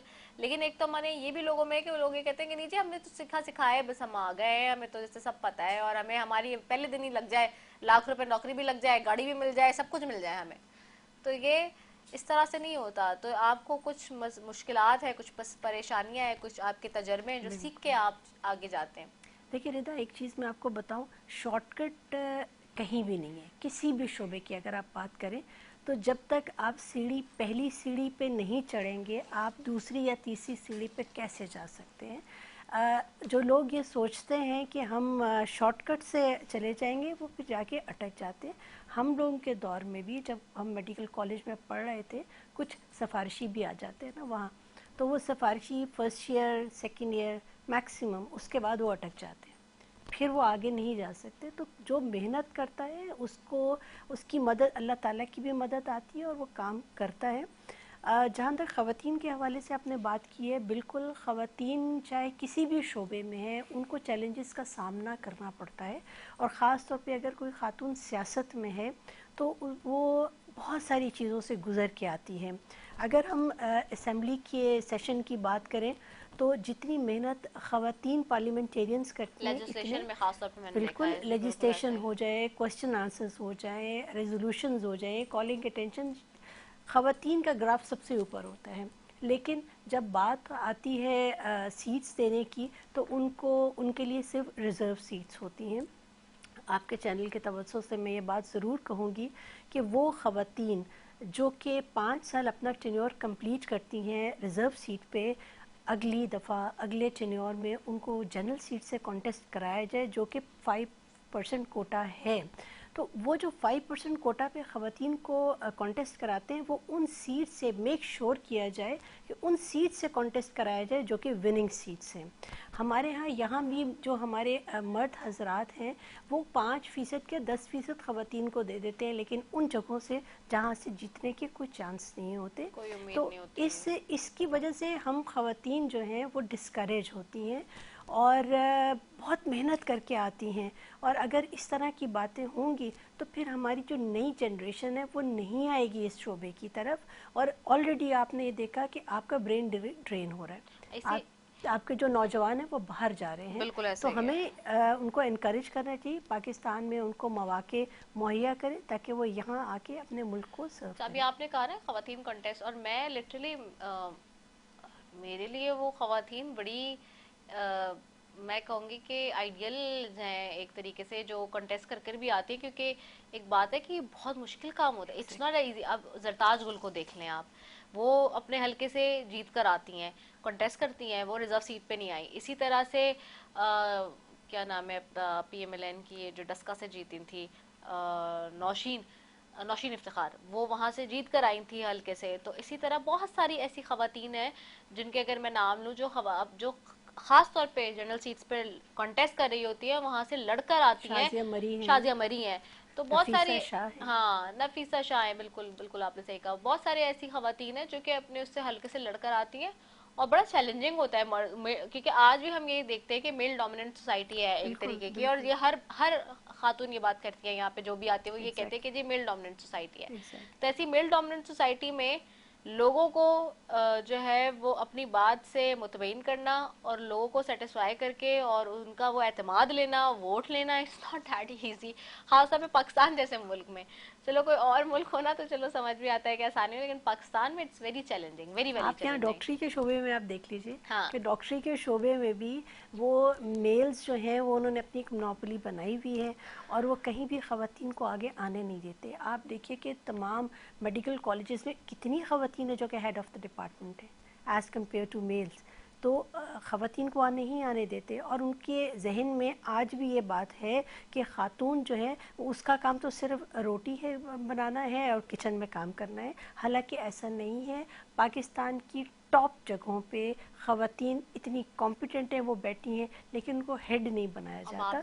ये बहुत तकलीफ दे बात ये है। बिल्कुल है। और अभी आप देखें शमशाद साहिबा को देखें, उन्होंने किस तरह से फाइनेंस मिनिस्ट्री चलाई है केयर टेकर सेटअप में, कि जो आपके अच्छे अच्छे बोल बढ़िए जो है ना, मतलब मैं तो ये कहूँगी जो बोल बढ़िए आपके अच्छे अच्छे वो हुकूमतों में जो इलेक्ट होकर आए हुए वो नहीं चला पाते जिस तरह से शमशाद साहिबा ने चलाई है। And I really heads off to her कि उनका एक मतलब वाकई उनका एक लोगों को पता चला कि यार ये मेजर्स उन्होंने लिए।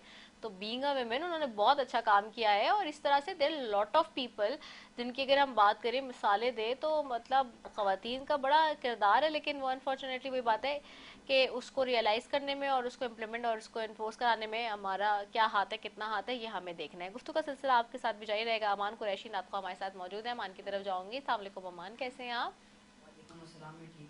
आप कौन सा कलाम आज तैयार करके लेकर आए पढ़ने के लिए? चौखट। चलिए बिस्मिल्लाह कीजिए।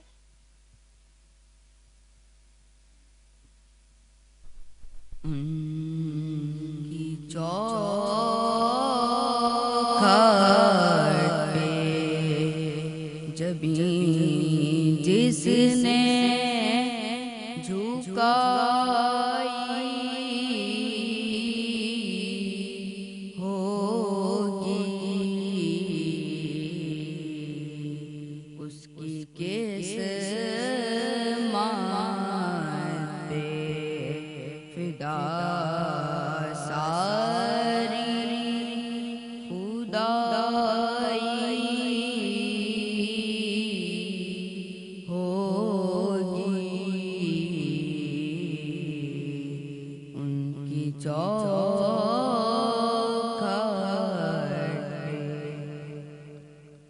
सांस लेता हूँ तो आती है महक तैबा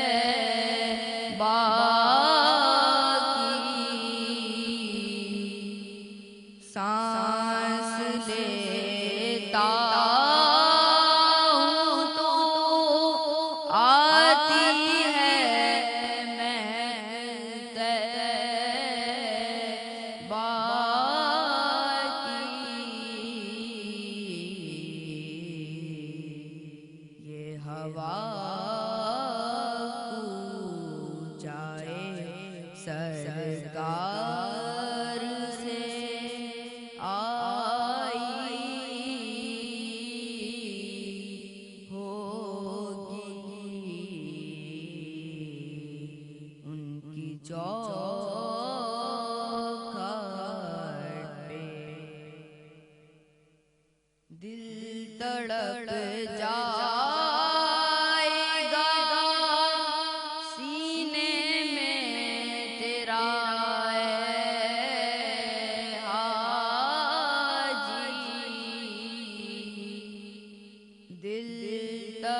जाएगा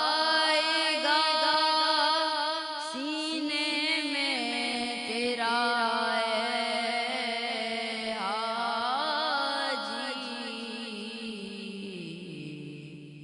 तेरी जैसे वक्त मदीने से जुदाई होगी उनकी चौखट पे।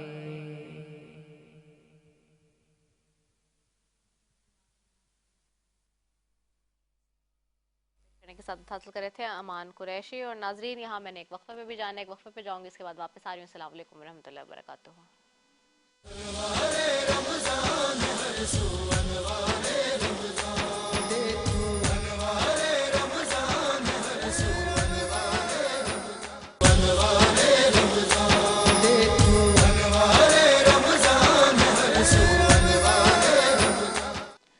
एक बार फिर अनवारे रमज़ान की खुसूसी इफ्तार ट्रांसमिशन में के21 न्यूज़ के प्लेटफॉर्म से ब्रादरान इस्लाम आपकी मेज़बान नसैफ़ी आपको खुशामदीद कहती हूँ। नाज़रीन, आज का मौजूद इंतहा खूबसूरत गदागरी के हवाले से बात हो रही है। डॉक्टर फौजिया अमीद हमारे साथ MPS इन असेंबली से MKM पाकिस्तान से मौजूद, उनसे भी बात हो रही है। अच्छा डॉक्टर फौजिया, वापस आपकी तरफ आऊँगी। इस दफ़ा हमने ट्रांसमिशन को आज तो वैसे भी हम देख रहे हैं कि यानी कि कल भी हमने देखा कि यौमुल कुद्स भी बनाया गया है, और कल और दूसरा हमने ये भी देखा कि जुमे वाले दिन, कल के दिन, और अब हम देख रहे हैं कि पूरी दुनिया में इस वक्त जो है वो इस मौजू पे बात हो रही है जो फ़लस्तीन में हो रहा है। कल परसों हमने इस पर भी बात की कि जो क़यामत की निशानियां हैं, अक़ल सुलेमान का जो मामला है उसकी तामीर का, और फिर वो सारी चीज़ों के ऊपर हमने बात की। लेकिन जो असल बुनियादी मामला है इस वक्त अगर देखें, बुनियादी इंसानी मामला भी, कि जो शहादतें हो रही हैं वहाँ पर, इस वजह से सिर्फ कि जी मुसलमान है कोई बात नहीं करता। हम ये देखते उम्मत मुस्लिमा भी इस वक्त खामोश है इस सारे मामले पर। आप कैसे देखती हैं? और वहाँ पे जो ख़वातीन, जो बच्चे जिनके राइट्स वायलेशन हो रहे हैं। अच्छा, और अब तो ये भी आपकी नॉलेज में होगा और मुफ्ती साहब की भी नॉलेज में होगा, अभी UAE ने, मुत्तहिदा अरब और अमारात ने अपने सफारती ताल्लुकात ख़त्म कर दिए इसराइल के साथ, क्योंकि इसराइल को एक्सेप्ट किया था।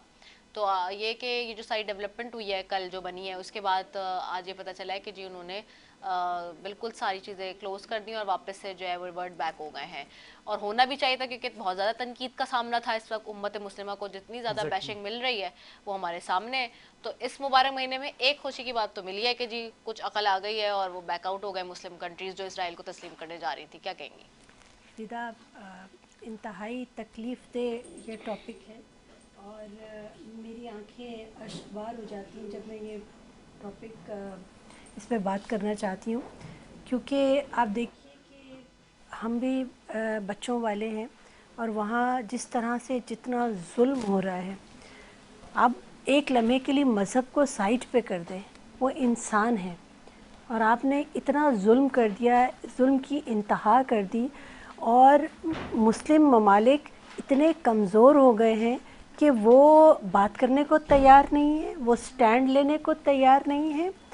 इस दुनिया में तो शायद वो बच गए, लेकिन जब वो इस दुनिया से जाएंगे तो इसका हिसाब ज़रूर अल्लाह ताला के यहाँ उनको देना पड़ेगा, कि जब आपके मुसलमान बहन भाई, आपके बच्चे वहाँ तड़प रहे थे और आप यहाँ खुशियाँ मना रहे थे। मैं तो कहती हूँ कि तमाम जितनी भी सेलिब्रेशंस हैं इनको फ़ौरन मुअत्तल करना चाहिए। कैसे खुश होते हैं, किस तरह से आप खुशियाँ सेलिब्रेट भी करते हैं, इसके लिए कोई अल्फाज नहीं है मेरे पास। मैं इसके बारे में ज़्यादा बात कर ही नहीं सकती, क्योंकि वो जो क्लिप्स आते हैं, जो बच्चों की सर्जरीज़ होती हैं बग़ैर एनेस्थीसिया दिए हुए, आप सोचें उस तकलीफ़ का जो वो आप उस कर्ब से अंदाज़ा कर ही नहीं सकते। वो बच्चे जो इस दुनिया से चले गए, जिन्होंने दुनिया में कुछ देखा ही नहीं है, वो चले गए इस दुनिया से, और ज़्यादातर वहाँ बच्चों की अमवात हुई है। और ममालिक सारे हम मुसलमान खामोश बैठे हुए हैं, बेहिसी का इतना आलम है। तो अल्लाह ताला से दुआ है कि अल्लाह ताला मुसलमानों को अक्ल व शऊर दे, और उनको इस चीज़ का एहसास दिलाए कि उनके मुसलमान भाई कितनी तकलीफ़ में हैं। और आपके चैनल के तवज्जुह से ही मैं बात करूंगी कि अल्लाह ताला से दुआ है कि अल्लाह ताला उनकी मुश्किलात को आसान करे। बिलाशुबा ऐसा ही है कि अल्लाह ताला उनकी मुश्किलात को आसान करे। लेकिन मैं देखती हूँ कि हम करबला के हमने यहाँ जिक्र किया, हमने यहाँ पे हक और बातिल की जंगों का जिक्र किया, हमने यहाँ मौला अली की शहादत के ऊपर जब बात की तो हमने जिक्र किया कि किस तरह से उन्होंने खुशी खुशी जो है वो अपनी शहादत को ख़ुद गले लगाया कि इब्ने मुलजिम को उठाते हैं नमाज़ पढ़ने के लिए। तो हमने ये देखा कि किस तरह से हमारे जो माजी में जो और यानी कि आज से 1450 साल पहले हम देख लें कि दीन इस्लाम की किस तरह से जो है वो सरबलंदी के लिए सब ने अपना किरदार अदा किया। तो आज अगर देखें तो मैं जब वो वीडियोस देखती हूँ, ख़ासतौर पे ख़ुद भी फ़लस्तीन और गज़ा के बच्चे वो बड़ी खुशी के साथ चेहरे पे लिए जो है वो, और वो बच्चे जिनकी शहादतें हो रही हैं। कल भी मैं देख रही थी एक जनाजा छोटा सा बच्चे का दिखा रहे थे, उसको सफ़ेद कपड़े में लिपटा हुआ था, वो ऐसा लगता है जैसे डॉल्स हों, बिल्कुल ऐसे लग रहे हैं। मतलब वो बच्चे इंसान तो लग ही नहीं रहे जब आप उसमें देख रहे हैं कि वो उनके ऊपर इतना ज़्यादा मतलब ब्लेसिंग अल्लाह की, और उसके बाद वो लग रहा है कि वो वाकई ऐसे जैसे जो कहते हैं ना कि हंसते हुए चले गए, खेलते हुए चले गए बहुत, कि उनको तकलीफ़ नहीं हुई है जो तकलीफ़ लग रही है काफिरों को कि वो पहुंचाने की कोशिश करें। लेकिन जाहिर सी बात है वो मुसलमान बच्चे हैं, वो अपने दीन हक के लिए लड़ रहे हैं, वो अपने दीन हक की सरबलंदी के लिए लड़ रहे हैं, उसके लिए शहादतें दे रहे हैं, और आज से नहीं कई सालों से दे रहे हैं। तो वो उसके लिए जिस तरह से अपनी जानों का नजराना दे रहे हैं जिस ईमान के साथ, तो वो ये भी तारीख इस चीज़ को भी हिस्सा बनाएगी। हम जब मर जाएंगे ऑफ कोर्स आज से 100 साल बाद 200 साल बाद, तो बात हो रही होगी कि एक वो वक्त भी था कि एक कोने में उम्मत मुस्लिमा की एक पर्टिकुलर जो फैक्ट मतलब जो वो है अपना नंबर्स हैं, वो वहाँ पे इस्लाम की सरबलंदी के लिए शहादतें दे रहे थे और पूरी दुनिया के मुसलमान जो है वो बैठ के तमाशा देख रहे थे। तो ये भी हिस्ट्री में लिखा जाएगा। जैसे हम 1450 साल पहले की हिस्ट्री पढ़ रहे हैं, हम बार बार तमाम पिछली तारीख को पढ़ रहे हैं, तो उस का मामला देखने हैं। ये तो ये कह रही हूँ ना अल्लाह मुफ्ती साहब कि ये वाला जो इस वक्त का वक्त है, जो हमारा वक्त चल रहा है, हमारी भी तो ज्यादती और हमारी भी तो बर्बरियत लिखी जाएगी कि हम लोग भी तो कर रहे हैं। बेटा इसमें एक चीज़ सबसे जो अहम बात है वो ये है कि किरदार की मजबूती नहीं रही, नंबर 1। नंबर 2, हम जब लोगों से डरने लगे, हम लोगों से डरते हैं, हम अल्लाह से नहीं डर रहे हैं। हम हमारा डरते। कोई अमल कोई काम अल्लाह के लिए नहीं है। एक छोटी सी बात कि रोज़ा अगर आपने नहीं रखा, रोज़ा ना रखना बहुत बड़ा, मैं समझती हूँ कि एक महीना आता है और इसकी बड़ी आपको इसकी रिस्पेक्ट करनी चाहिए। आप रोज़ा नहीं रखते, आप लोगों से डर रहे होते हैं कि वो ना देख ले, वो ना देख ले, और उस अल्लाह की ज़ात को आप जो है इग्नोर कर देते हैं। तो ये हमें हमारे किरदार की मजबूती नहीं रही। दूसरी बात कि आप उस शख्सियत के उम्मती हैं जिनके यहाँ रोज़ाना अगर कचरा फेंका जाता था और एक दिन नहीं फेंका गया तो वो उनके घर चले गए और उनसे उनका हाल पूछा, और वो उनके हुस्न अखलाक से इतना मुतासिर हुई कि दायरा इस्लाम में दाखिल हो गई। आप ये बताइए कि क्या आज हमारे किरदार इस तरह के हैं कि कोई दूसरा मज़हब का शख्स वो हमारे इस्लाम में उसको कबूल करेगा? नहीं। हमने क्या किया है कि हमने अल्लाह के जो उनके जो ड्यूटीज़ हैं वो हमने अपने हाथ में ले लिए और हमारी ड्यूटीज़ को हम भूल चुके हैं। हमने जो ह्यूमन राइट्स पे हम बात नहीं करते। जो अल्लाह ताला ने कहा कि बंदों के हकूक़ जो हैं उसका आपने करके आना है। अगर आपने किसी का आप पे हिसाब किताब है तो जब तक वो शख्स आपको माफ़ नहीं करेगा, नहीं हकूक़ुल, लेकिन हम हकूक़ुल और अल्लाह ताला की बेसिकली जो गई है ना, जो मेरी नाक़िसुल अकल जो कहती है कि व्हाट आई बिलीव कि ये दुनिया बनी सिर्फ हुकूकुल इबाद के लिए है, क्योंकि अल्लाह मियाँ को हमारी टूटी फूटी इबादतों की तो ज़रूरत नहीं है, क्योंकि उनके पास तो ऑलरेडी हर वक्त मलाइक और सारे फरिश्ते पलक भी नहीं झपकते, हर वक्त इबादत में उनकी लगे हुए हैं। तो अल्लाह मियाँ हमारे जैसे जो बिल्कुल ही हमारी कोई औकात नहीं है कि हमें अल्लाह ने बनाया मट्टी से, तो हमारी क्या हैसियत, कोई औकात नहीं है। मैं तो कहती हूँ कि और हम इतना अकड़ के चलते हैं कि जैसे कि पता नहीं क्या हो गया। ये चीज़ें हमें देखनी पड़ेंगी। हमने ये देख लिया कि वो हाथ बांध के नमाज़ पढ़ रहा है, वो हाथ खोल के नमाज़ पढ़ रहा है। हम सर्टिफिकेट्स बांटते हैं कि ये मुसलमान है और ये काफिर है। तो ये जो सर्टिफिकेट्स बांटने का जो सिलसिला है, ये हमें रोकना पड़ेगा। दूसरी बात, अगर हम हुकूमती सतह पे बात करते हैं तो आपका एजुकेशन सिस्टम, उसको भी हमें देखना पड़ेगा। हमें वो चीज़ें, वो सब्जेक्ट्स इंक्लूड करने पड़ेंगे जो दौरे हाजिर की ज़रूरत है। हमने इस्लाम की हम बात करते हैं तो हम सिवाय वहाँ जंगों के अलावा हम कुछ और पढ़ते नहीं हैं। हम उसवा हसना के बारे में कोई चीज़ नहीं पढ़ रहे। हमें हजूर के किरदार पे बात करनी चाहिए और उसको एक्सप्लेन करना चाहिए कि वो कितनी अजीम शख्सियत थी। आप किसी शोबा-ए ज़िंदगी का वो निकाल लें और उनकी शख्सियत को देख लें, एज़ अ टीचर देख लें, एज़ अ वॉरियर देख लीजिए, उनको सियासतदान के तौर पे जो है बिज़नेसमैन के तौर पे देख लें, तो उनकी स्ट्रैटेजीज़, उनके फ़ैसले, तो वो हमारे लिए मशाले राह हैं। तो हमें ये चीज़ों को देखना पड़ेगा। हमारे आने वाली जो जनरेशन है वो कंफ्यूज हो गई है between the western culture and the eastern culture. उन्हें समझ नहीं आ रही कि हमने क्या करना है।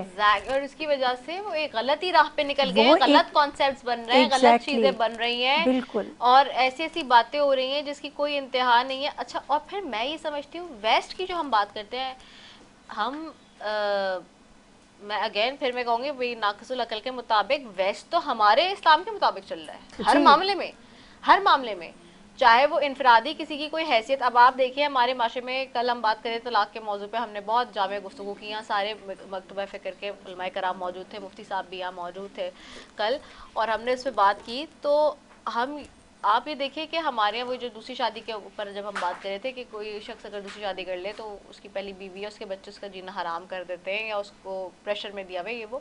अब आप वेस्ट में देखिए कि वहाँ पे इतनी तमीज़ होती है उनके बच्चों में भी कि अगर वो कहते हैं कि अगर मेरी माँ कोई फ़ैसला करे या मेरा बाप कोई फ़ैसला करे तो उनकी इंडिविजुअलिटी, शख्सियत भी है कोई, जो हमारा इस्लाम बताता है। यानी कि नबी पाक सल्लल्लाहु अलैहि वसल्लम ने जब शादियाँ की, वाज मुतहरा या अम्मा मुतहरात आई सारी, तो किसी औलाद ने उठ के कोई बदज़बानी नहीं की या कोई किसी ने जो है नाफरमानी नहीं की या किसी ने उठ के कुछ कहा नहीं कि जो अल्लाह का हुक्म है उसके आगे कोई क्या बोलेगा। देखिए, पर्सनल फ्रीडम जो है इस पे हम बात नहीं करते। पर्सनल फ्रीडम हमने कहीं ख़त्म कर दिए और वही है कि डेमोक्रेटिक रवैये हमारे नहीं रहे। हमारे यहाँ जो रिश्ते हैं उनका तकद्दुस नहीं रहा। हम जिस जनरेशन से ताल्लुक़ रखते हैं उस जनरेशन में आपके, अगर आप कहीं गली में जा रहे हैं तो आपसे बड़ी उम्र के कोई शख्स गुजरता था तो लाजिम था कि आप उसको सलाम करें, उसका हाल पूछ लें कि आपको कोई, आप सामान उठा के जा रहे हैं, कोई आपको मदद की ज़रूरत तो नहीं है। रमज़ान के दौरान आप इफ्तारी सहरी बनाते थे, आप अपने मोहल्ले में देते थे। उस मोहल्ले की जो मस्जिद होती थी उनके मौलवी साहब के पास जाके उनको इफ्तारी देते थे और जो सबसे बेस्ट चीज़ आप अपने घर में बनाते थे वो जाके पेश की जाती थी। लेकिन अब हम लोगों में तो ये होता है कि जो ख़राब चीज़ अगर गलती से बन गई तो दे आओ, अब उनको दे आए, हमने देने दिलाने, घर में कोई नहीं खाएगा। गरीबों को कपड़े अगर देने हैं तो आप ये देखते हैं कि सबसे सस्ता कपड़ा कहाँ से, सस्ता सूट कहाँ से मिल रहा है। तो आप इसे तो ना अल्लाह को खुश कर रहे हैं, सिर्फ आपके पैसे का ज़ियान हो रहा है। आप जो रोज़ा रखते हैं, सारा दिन आप टीवी पे बैठ के आप कुछ ड्रामे देख रहे हैं या कुछ देख रहे हैं, तो असल में ये एक एक्सरसाइज है 1 महीने की, जो एक्सरसाइज का असर होता है पूरे साल पे। बिल्कुल ऐसे। तो इस एक्सरसाइज में आपने अल्लाह को राज़ी करना है, आपने अपने आप को इबादत में मशगूल करना है। रोज़े की असल रूह ये है कि आपने अपने आप को कंट्रोल करना है। वो तमाम नेगेटिविटीज़ जो आपके अंदर आ गई हैं पूरे साल में, उनको बाहर करके निकालना है। लेकिन हमारे यहाँ ये ऐसा कुछ नहीं होता। हम सिग्नल पे 1 सेकंड नहीं रुकते। अगर कोई हमसे आगे निकल गया तो हम गालम गलोच शुरू कर देते हैं। रोज़े की हालत में झूठ बोलते हैं, कम तोलते हैं, पूरी कोशिश करते हैं कि कोई शख्स हमसे धोखा हम उसको दे दें और हम उससे पैसे बटोर लें। और जो जिनके पास अल्लाह ताला ने उनको पैसे दिए हैं वो क्या करते हैं कि आखिरी अशरे में उम्रा करने चले जाते हैं। बिल्कुल ऐसा अगर आप आखिरी अशरे में उम्रा करने चाह रहे हैं, बहुत अच्छी बात समझते हैं है, कि आखिरी अशरे में और आपने अपने ज्यादातर गुनाह हमारे माफ लोग कर लिए, करके आ गए और हम तो धुल कर आ गए फिर भाई। दोबारा अब वही अब कुछ नहीं है, अब सब जीरो उस मीटर है। उम्रे के पैसे जो, अगर आपने इतना उम्रे के पैसे हैं, वो आप किसी गरीब के घर में राशन डलवा दें, आप किसी गरीब की बेटी की शादी के लिए पैसे दे दें, तो ज़्यादा अच्छा नहीं होगा? ये माशरा जो है, या ये किसी और को उम्रा करा दे जिससे नहीं किया। आप बिल्कुल। खुद ही 15-15 20 हजूर 25 सल्लल्लाहु अलैहि वसल्लम ने पूरी उम्रे ज़िंदगी कर में एक बार हज और उम्रा किया था, तो आप और क्या कर रहे हैं? और यहाँ पे 25-25 कर रहे हैं, वो तो जा रहे हैं जीरो मीटर को। क्या कहते हैं लोग, मैंने ये- सुना है अस्तगफिरुल्लाह उनके मुंह से कि जी जीरो मीटर होने के लिए गए थे। तो अब आप बताइए कि इस तरह की बातों पे इतनी इंसान क्या पस्तियों में अगर हम गिर गए हैं, तो मेरा हर ख्याल में चीज हम का और मजाक आप है, मिलकर हर चीज का दुआ मजाक करें। बनाया हुआ है ना, हर चीज का मजाक बनाया हुआ है। ये क़यामत की निशानियों में से निशानी कि दीन का मजाक उड़ाया जाएगा, और दीन का मजाक उड़ाया जा रहा है। मैं बात चल रही है तो इससे जी, खातने के लिए बिल्कुल मैं मुफ्ती अर्ज़ करूँ साहब, जी। कि उम्रे और हज की बात आ गई। मेरा अपना तजर्बा, ज़ाती तजर्बा जो रहा, एक शख्स था, उससे कुछ लेन देन के मामला थे, वो कुछ लेन देन के मामला हुए तो पैसे लेके भाग गया, ठीक ठाक अमाउंट थी। अच्छा, जब मैंने कुछ दिनों बाद उनसे जब तकाजा किया, मुतालबा किया कि भाई ये आप करें, तो उन्होंने मुझे कहानी सुनाई, मेरे साथ ये फ्रॉड हो गया, धोखा हो गया। अच्छा, फिर जब मैंने उनसे मुतालबा किया कि भाई मेरी मजबूरी है, मुझे तो चाहिए अपनी रकम, तो उन्होंने आगे से मुझे जो है व्हाट्सएप के ऊपर तस्वीरें शेयर की। तस्वीरें किस चीज़ की? हरम शरीफ में वो उम्रा कर रहे हैं। तो मैंने कहा अल्लाह ताला आपके उम्रे को कबूल फरमाए, अल्लाह ताला आपको ढेरों उम्रे करवाए, लेकिन आप जो दूसरों का हक खा के इस घर में खाने खुदा में गए हैं, मैंने सोचा, मैंने उनको ये कहा, मैंने कहा अगर अल्लाह ना करे, अल्लाह ना करे, मैं आपकी जगह पर होता, मेरी तो टांगें कांपती वहाँ जाते हुए कि मैं किसी का हक खा के किस तरह खाना खुदा में जाके खड़ा हो जाऊँ और अल्लाह से जो है वो बख्शिश तलब करूँ। रब तो फरमाता है मैं तो माफ़ फरमाने वाला हूँ, लेकिन इस दुनिया से जाने से पहले पहले बंदों के जो हुकूक तुमने एक दूसरे के खाए हैं ना, उनको माफ़ करवा दो या अदा कर दो। जब तक अदा नहीं कर दोगे या माफ़ी नहीं मांगोगे उनसे या माफ़ नहीं करवा लोगे, उस वक्त तक मैं रब हूँ, मैं तुम्हें माफ़ नहीं करूँगा। ये तो रब्बुल जलाल ने शर्त लगाई है। बिल्कुल तो ये मामला है। बिल्कुल ऐसे ही मुफ्ती साहब, आपने बिल्कुल ठीक कहा, और यकीनी तौर पे हमारे यहाँ ये कॉन्सेप्ट बन गया है। और यहाँ पाकिस्तान में तो मैं बहुत बहुत अच्छी बात की है डॉक्टर फौजिया ने, यहाँ तो बहुत ही तवातुर के साथ ये कॉन्सेप्ट बन गया है कि इधर 2 नंबरी करो, चोरी करो, और वो वैसी वाली ईद सामना कुर्बान पे आप देख लीजिए, जो वो वाली महंगे से बात है। महंगा जानवर आता है माज़रत, और वो हाँ। इतने घमंडी अंदाज में कहते हैं कि हमने इतने लाख का जानवर लिया। बिल्कुल ऐसे ही, और माजरत के साथ वही जैसे जो अदालतें हमारी कर रही हैं कि जो है वो अपनी मर्जी होती है तो किसी को सजावार करा देती हैं, अपनी मर्जी नहीं होती तो फिर वही बंदा जो है वो बाहर चला जाता है, फिर वो हमारा हुक्मरान बन जाता है, फिर वो फिर उतर जाता है, फिर वो अंदर चला जाता है। मतलब बारी बारी सबकी यही होती जा रही है, और कोई इसमें कोई ना हल निकल रहा है, ना कोई खैर निकल रही है, शर ही शर बढ़ता जा रहा है। बिल्कुल, असल में जब पसंद और नापसंद को देख के फैसले किए जाएंगे जी। और अपना और पराया देख के फैसले किए जाएंगे, इंसाफ को मद्देनजर नहीं रखा जाएगा, तो ऐसा ही होगा। ये जो टोटल जितनी भी ख़राबी है ना, ये सारी की सारी ख़राबी, माशरे का बिगाड़ और ये सारे मामलात इनफरादी या इज्तमाही, ये सिर्फ़ और सिर्फ दीन से दूरी है, तालीम की कमी है। मैं आपको बताऊं, जैसे आपने कहा कि गैर मुल्क में आप चले जाएं, वहाँ हमसे ज़्यादा ईमानदारी है, सिर्फ कलमा पढ़ लें तो वहाँ हमसे अच्छे मुसलमान हैं, और ये हकीकत है। मैं चूँकि इस्तांबुल से ताल्लुक़ है मेरा, मैं वहाँ रहता हूँ, पाकिस्तानी कम्युनिटी को मैं देखता हूँ, और ऐसे ऐसे लोगों को मैंने देखा। मैं बुराई नहीं कर रहा अपने मुल्क की, अल्हम्दुलिल्लाह अच्छे लोग भी बहुत हैं, लेकिन अगर कोई नया बंदा वहाँ चला जाए, उसके साथ अगर कोई ऊँच नीच हो जाए, कोई फ्रॉड हो जाए, तो 99% ये चांस होता है कि फ्रॉड करने वाला आगे से उसका हम मुल्क ही है। ये इतने केसेस हैं, अपने मुल्क के पाकिस्तान के अंदर तो है ही हैं, लेकिन गैर मुल्क आप चले जाएंगे बहुत सारी चीज़ें आपको मिलेंगी। तो ये जब तक हम बुनियादी तौर पे दीन इस्लाम की जो तालीमात हैं उनको अपने बच्चों की घुट्टी में बिठा कर उनको इस बात का पाबंद नहीं बनाएंगे कि आपने पूरी ज़िंदगी इस पर अमल करना है, उस वक्त तक हम राह रास्त पर नहीं आ सकते हैं। और ये हमारी हुकूमत का भी जो है इसमें बहुत ज़्यादा बड़ा किरदार है, उसको भी ये करना ज़रूरी है। ये जो बात बार बार मेरे जहन में वही बात आ रही टके की, क्योंकि बात फिक्स हो गई है मेरे जहन में कि कहाँ हम टके का मजाक उड़ाते थे और आज टका ताकतवर हो गया है। तो उन्होंने इक़दामात कौन से किए? उन्होंने सरकार दो आलम सल्लल्लाहु अलैहि वसल्लम के हदीस मुबारक के ऊपर अमल किया, तो वो कामयाब हो गए, और हम अमल नहीं कर रहे तो हम नाकाम हैं, हम शर की तरफ जा रहे हैं।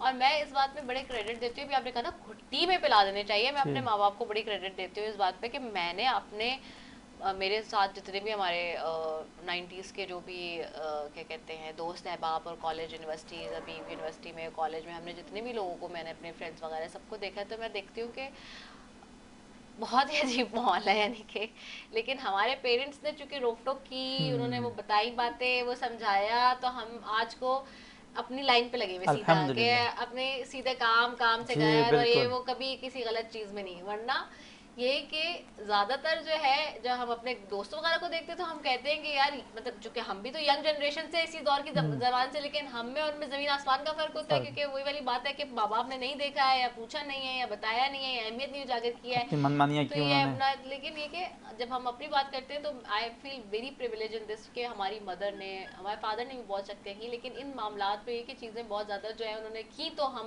जाहिर सी बात है सही है ना कामयाब हैं आज नहीं कामयाब। करते तो फिर शायद हम भी कहीं किसी गलत कामों जी। में पड़े हुए होते और आज यहाँ नहीं Exactly, बैठे ऐसा हुए ही होते है। इस मनसब पे तो ये बड़ा ये बड़ा ज़रूरी होता है। अच्छा मेरे साथ यहाँ पे जी मौजूद है इस वक्त माहीन कुरैशी और माहीन कोई नज़म पढ़ना चाहती हैं जी क्या पढ़िए जी बताइए सुनाइए जी जी फ़लस्तीन पे सुनाइए। जुल्म रहे और अमन भी हो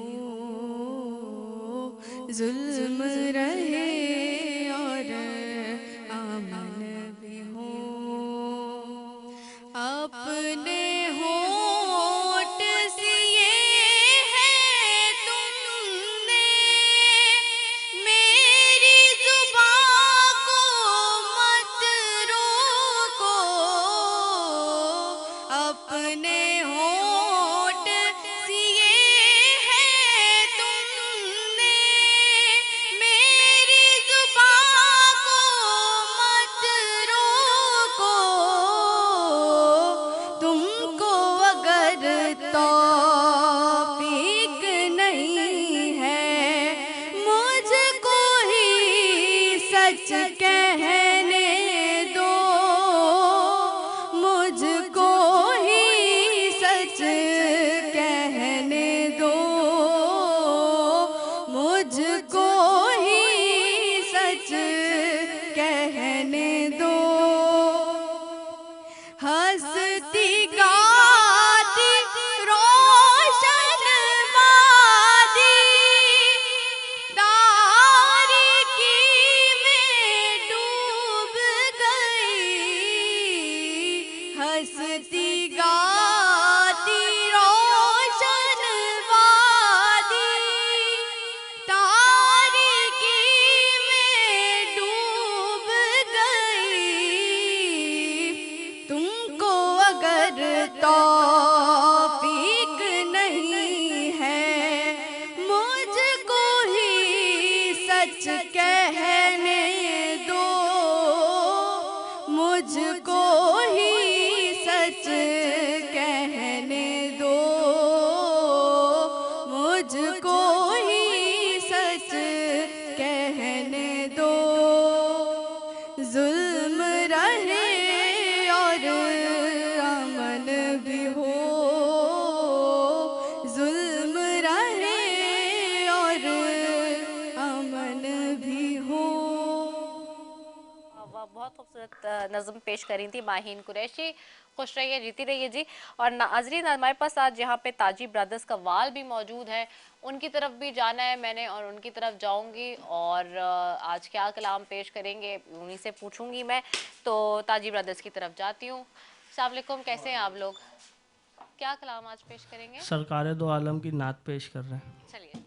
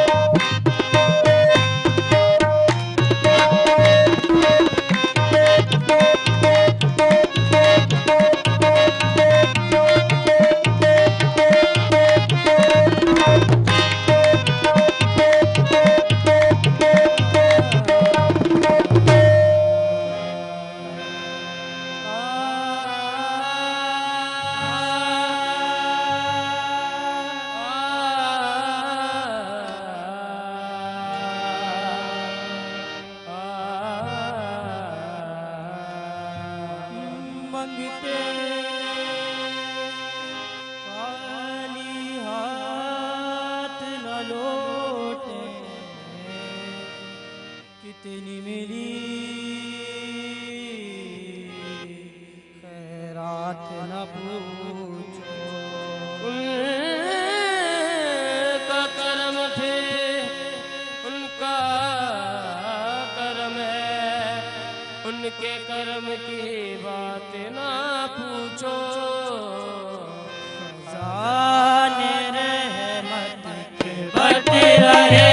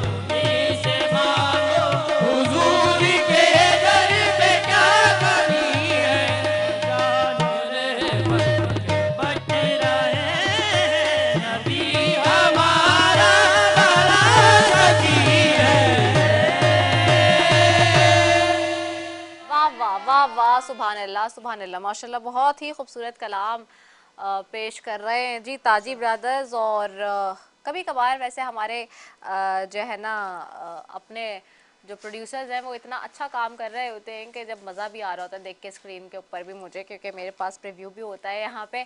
तो उमैर नाम ले लिया मैंने लेकिन उससे पहले आगाज़ में भी कहा है। लेकिन ये है कि गुड जॉब जी, बहुत अच्छा। इस वक्त हम देख रहे थे कि स्क्रीन पे जा रहा था सारा सेगमेंट हमारा।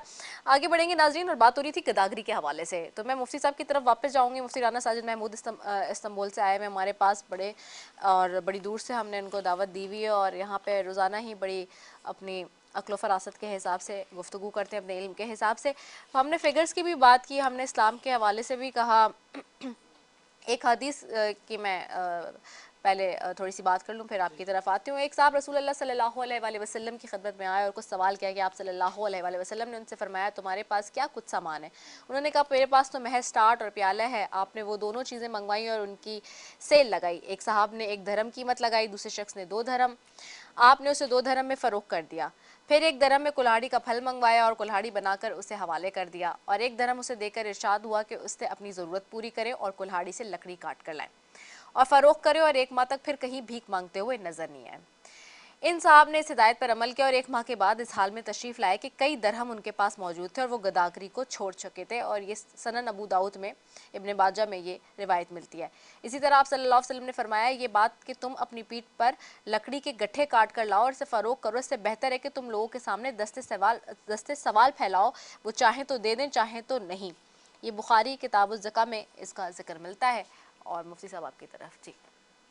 देखें, मैं इस पूरे प्रोग्राम के अंदर इस बात की तरफ आऊँगा कि सबसे पहले तो हमारी ये एक बहुत बड़ी खुशनसीबी है कि अल्लाह रब्बुल इज़्ज़त ने हमें दीन इस्लाम जैसा अजीम दीन अता फरमाया। ये वो दीन है जिसे सरकार दो आलम सल्लल्लाहु अलैहि वसल्लम हमारे लिए लेकर आए और इसके अंदर मुफस्सिरीन किराम बयान फरमाते हैं बैतुल्लाह में दाखिल होने से लेकर बैतुल खला में दाखिल होने तक के आदाब ज़िक्र हैं। चाहे तिजारत हो, लेन देन हो, ख़रीद व फ़रोख्त हो, शादी ब्याह के मामलात हों, एक दूसरे के साथ ताल्लुक़ात के मामलात हों, हर चीज़ से मुताल्लिक़ अल्लाह के महबूब सल्लल्लाहु अलैहि वसल्लम ने इस दीन मतीन के अंदर बयान फरमा दिया है।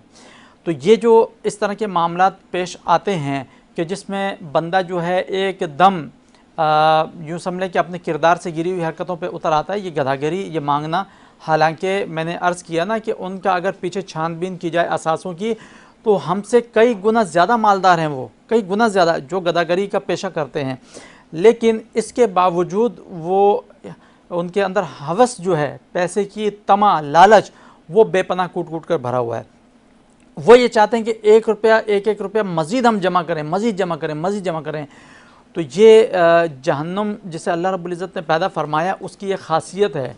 उसकी ख़ासियत है कि जहन्नुम के अंदर जहन्नमियों को जब डाला जाएगा तो जहन्नुम रब्बे ज़ुल जलाल के हुज़ूर फरियाद करेगा, हल मिन मज़ीद, बारी ताला और भी लेकर आ, और भी लेकर आ, और भी लेकर आ। यानी जहन्नम आवाज़ देगा बार बार। तो इंसान के अंदर जो लालच है ना, और जो इंसान के अंदर हिर्स और तमा, ये इसका पेट कभी नहीं भरता। इंसान को पूरी दुनिया की मालो दौलत भी दे दी जाए, जब भी वो ये कहेगा कि हल मिन मज़ीद, हल मिन मज़ीद, और कुछ है तो लेकर आओ, और कुछ है तो लेकर आओ। आक़ाए दो जहां सल्लल्लाहु तआला अलैहि वसल्लम ने क़नाअत और शुक्रगुजारी और सब्र इसका हुक्म इरशाद फरमाया। क़नाअत की मिसाल हमें सरकार दो आलम सल्लल्लाहु तआला अलैहि वसल्लम से बढ़कर कहीं नहीं मिलती। आप सल्लल्लाहु तआला अलैहि वसल्लम को जो मुयस्सर हुआ, जैसा मुयस्सर हुआ, सब्र और शुक्र के साथ उसे हासिल किया और उस पर इक्तिफ़ा किया। कभी अल्लाह रब्बुल इज़्ज़त की ज़ात के सामने शिकवा अपनी ज़बान के ऊपर आप सल्लल्लाहु अलैहि वसल्लम नहीं लेकर आए। और इसी चीज़ की तालीमात सरकार दो आलम सल्लल्लाहु अलैहि वसल्लम ने हम गुनाहगारों को अता फ़रमाई। और किसी बुज़ुर्ग का मशहूर कौल मैं बयान करूँ कि हम किसी को देखते हैं, मिसाल के तौर पे हमारे पास बाइक है, गाड़ी वाले को देखते हैं कि दिल में ख़्याल आता है काश हमारे पास भी गाड़ी होती। तो ये एक इब्तदा होती है बंदे की हिर्स और तमा में जाने की। तो वो फरमाते हैं कि जब कभी तुम्हारे दिल के अंदर ऐसा ख्याल आए कि तुम अपने से ऊपर वाले को देखो और तुम्हारे दिल में ख्याल आए काश ये नेमत मेरे पास भी होती, तो फरमाया फ़ौरन अपने से नीचे वाले की तरफ देख लो तुम। एक मशहूर वाक़या, एक आदमी जो है वो जा रहा था, बुज़ुर्ग थे, वो जा रहे थे और जाते जाते उनके पाँव में जूते नहीं थे। अल्लाह के नेक बंदे थे, जूते नहीं थे उनके पाँव में। दिल में ख्याल आया, रब्बे ज़ुल जलाल से इल्तिजा कि बारी ताला मैं तेरी इतनी इबादत करता हूँ, बारी ताला देख तेरा नेक बंदा हूँ, उसके बावजूद तेरे बंदे के पाँव में जूते भी नहीं हैं। थोड़ा सा और आगे जाते हैं तो एक शख्स को देखते हैं, क्या देखते हैं कि उसके दोनों पाँव ही नहीं हैं, उस बंदे के दोनों पाँव नहीं। फ़ौरन बात समझ में आ गई कि अल्लाह रब्बुल इज़्ज़त ने जो माजरा मुझे दिखाया, फ़ौरन अल्लाह रब्बुल इज़्ज़त के हुज़ूर तौबा ताइब हुए, या अल्लाह तेरा शुक्र है कि तूने मुझे पाँव तो अता फरमाए हैं। तो ये रब भी इरशाद फरमाता है कि मेरी नेमतों का तुम शुक्र अदा करोगे तो मैं तुम्हें मज़ीद दूंगा, लइन शकरतुम लअज़ीदन्नकुम, जितना मेरी नेमतों का तुम शुक्र अदा करते चले जाओगे उतना मैं तुम्हारी नेमतों के अंदर ज़्यादती फरमाता चला जाऊँगा। और फिर रब इरशाद फरमाता है वलइन कफ़रतुम इन्ना अज़ाबी लशदीद, और अगर तुमने कुफ़रान नेमत किया, जो नेमतें मैंने तुम्हें अता फरमाई उनका इनकार किया, कुफ्र किया, शुक्र अदा न किया, तो फरमाया इन्ना अज़ाबी लशदीद, मेरा अज़ाब बड़ा दर्दनाक है। और उस अज़ाब का एक छोटा सा हिस्सा ये है कि वो जो नेमत बंदे के पास होती है वो अल्लाह रब्बुल इज़्ज़त उस बंदे से छीन लेता है। ये भी एक अज़ाब है, नेमतों का छिन जाना। तो आज के इस प्रोग्राम के वसातत से मैं ये अर्ज़ करूँगा कि हर बंदा आक़ाए दो जहां सल्लल्लाहु अलैहि वसल्लम की उस्वा हसना के ऐन मुताबिक ज़िंदगी गुजारने का अगर तहैया कर ले, माशरा अफराद से मिलकर बनता है, तो हर फ़र्द अपने आप को दुरुस्त कर ले, पूरा माशरा दुरुस्त हो जाएगा। बजाय इसके कि हम हुक्मरानों की तरफ जाएं कि वो माशरे को दुरुस्त करें, ठीक है हुक्मरान अपनी जगह अपना काम करें, लेकिन एक आम बंदे की जो ज़िम्मेदारी है उसके मातहत जितने अफराद हैं वो अपने आप को दुरुस्त करके अपने मातहत अपने घर वालों को दुरुस्त कर ले। ये हर घर में अगर ये रविश पैदा हो गई, हर घर में इस तरह के काम चल निकले और सब एक दूसरे को दुरुस्त करने लग गए, तो इंशाअल्लाह वो दिन दूर नहीं है कि ये माशरा ऐसा दुरुस्त हो जाएगा जैसा मदीने वाली रियासत में सरकार दो आलम सल्लल्लाहु अलैहि वसल्लम ने मदीने की रियासत कायम फरमाते हुए इंसानियत का दर्स अता फरमाया था। बिल्कुल ऐसा ही है। और यहाँ पे एक वक्फे पे जा रही हूँ नाज़रीन, वक्फे के बाद वापस आ रहे हैं। अस्सलाम वालेकुम वरहमतुल्लाहि वबरकातुहू।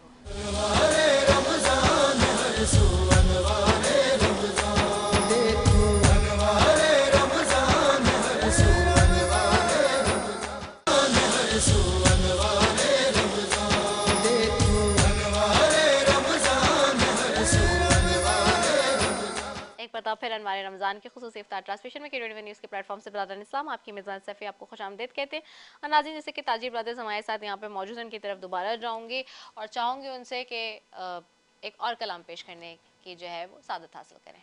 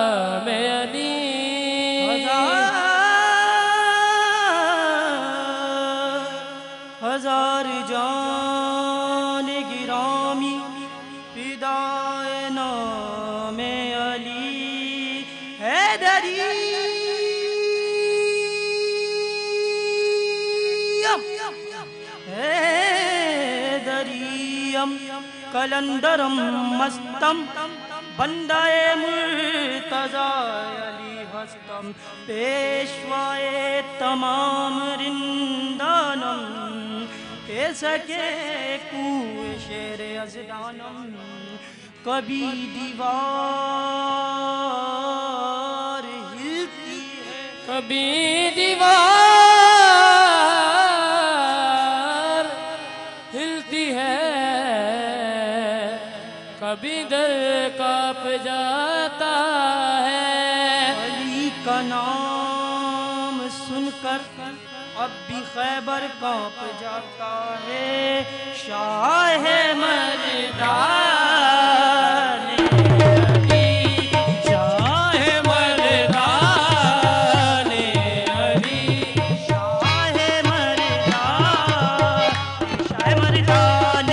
शाह मर्दान अली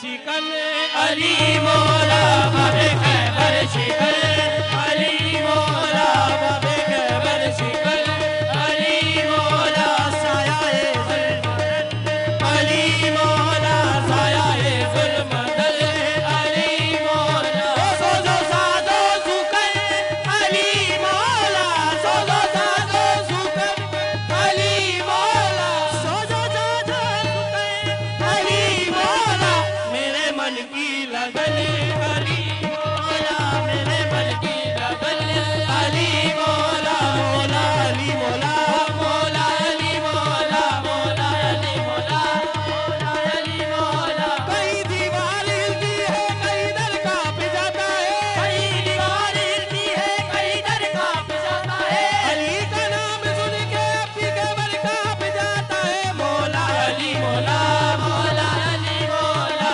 मौला अली मौला अली के नाम से दिल को सुकून मिलता है अली के नाम से दिल को सुकून मिलता है अली के दर से तो हक का नूर मिलता है अली के दर से तो हक का नूर मिलता है मैं उस अली का जिक्र करने लगा हूँ अम्बे मैं उस अली का जिक्र करने लगा हूँ अम्बे कि जिस अली का मोहम्मद से गूंज मिलता है मौला अली मौला मौला अली मौला मौला अली मौला मौला अली मौला मौला अली मौला मौला अली मौला मौला अली मौला मौला अली मौला अली मौला मौला अली मौला मौला अली मौला मौला अली मौला मौला अली मौला जंगल पहाड़ कहते ना दे अली अली जंगल पहाड़ कहते ना दे अली अली मुश्किल को मेरी हल करो मुश्किल कुशा अली मौला अली मौला मौला अली मौला मौला अली मौला अली इमाम मनस्तो मनम गुलाम अली इमाम मनस्तो मनम गुलाम अली हजार जान गिरामी बिदा बना में अली मौला अली मौला मौला अली मौला मौला अली मौला मौला अली मौला मौला अली मौला मौला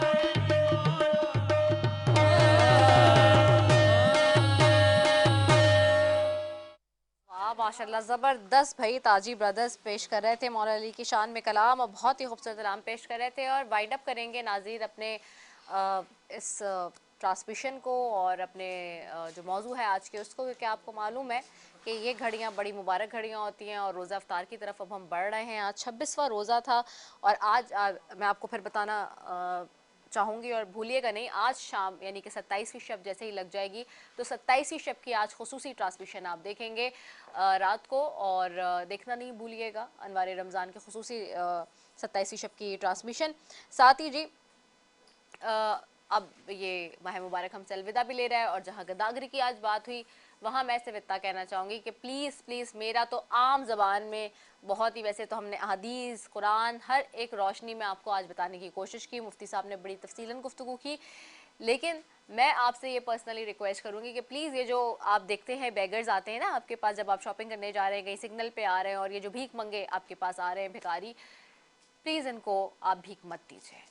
जो आपकी जेबों से ये 42 लाख डॉलर और जो जिसको 32 अरब रुपए जिसको कहा जा रहा है और 1,017 समथिंग खरब रुपए ये जो सालाना हमारी जेबों से निकाले जा रहे हैं ये पैसे, प्लीज़ आप किसी को भीख देने के बजाय ज़्यादा पैसे करके जो है किसी ज़रूरतमंद की मदद कर दे, किसी के घर राशन डाल दे जिसमें आपको पता हो आपके रिश्तेदार अगर कोई ज़रूरतमंद है उसको दे दीजिए।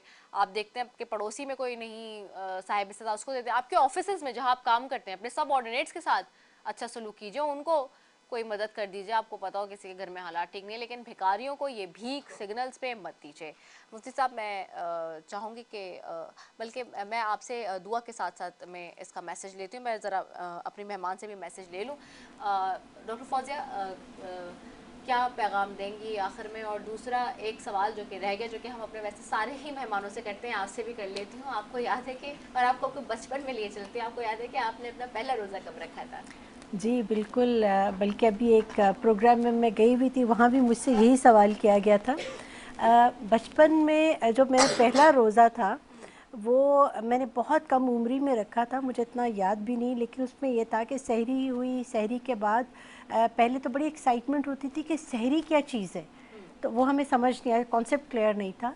उसके बाद रोज़ा रखा गया और वो सारा दिन नमाज और सारी इबादत मैंने की, और जब इफ़्तार का टाइम आया तो मैंने रोना शुरू कर दिया कि वो जो रोज़ा था वो कहाँ रखना था, वो तो मैंने रखा ही नहीं। मुझे ये लग रहा था कि रोज़ा कोई चीज़ है जो कहीं रखनी है, तो मैं मुझे नहीं पता। फिर वो जब इफ़्तार हुआ तो मेरी दादी जान ने बिठा के मुझे बताया कि रोज़ा जो है ये क्या चीज़ है और इसको एक्सरसाइज होती है और इसको किस तरह से किया जाता है।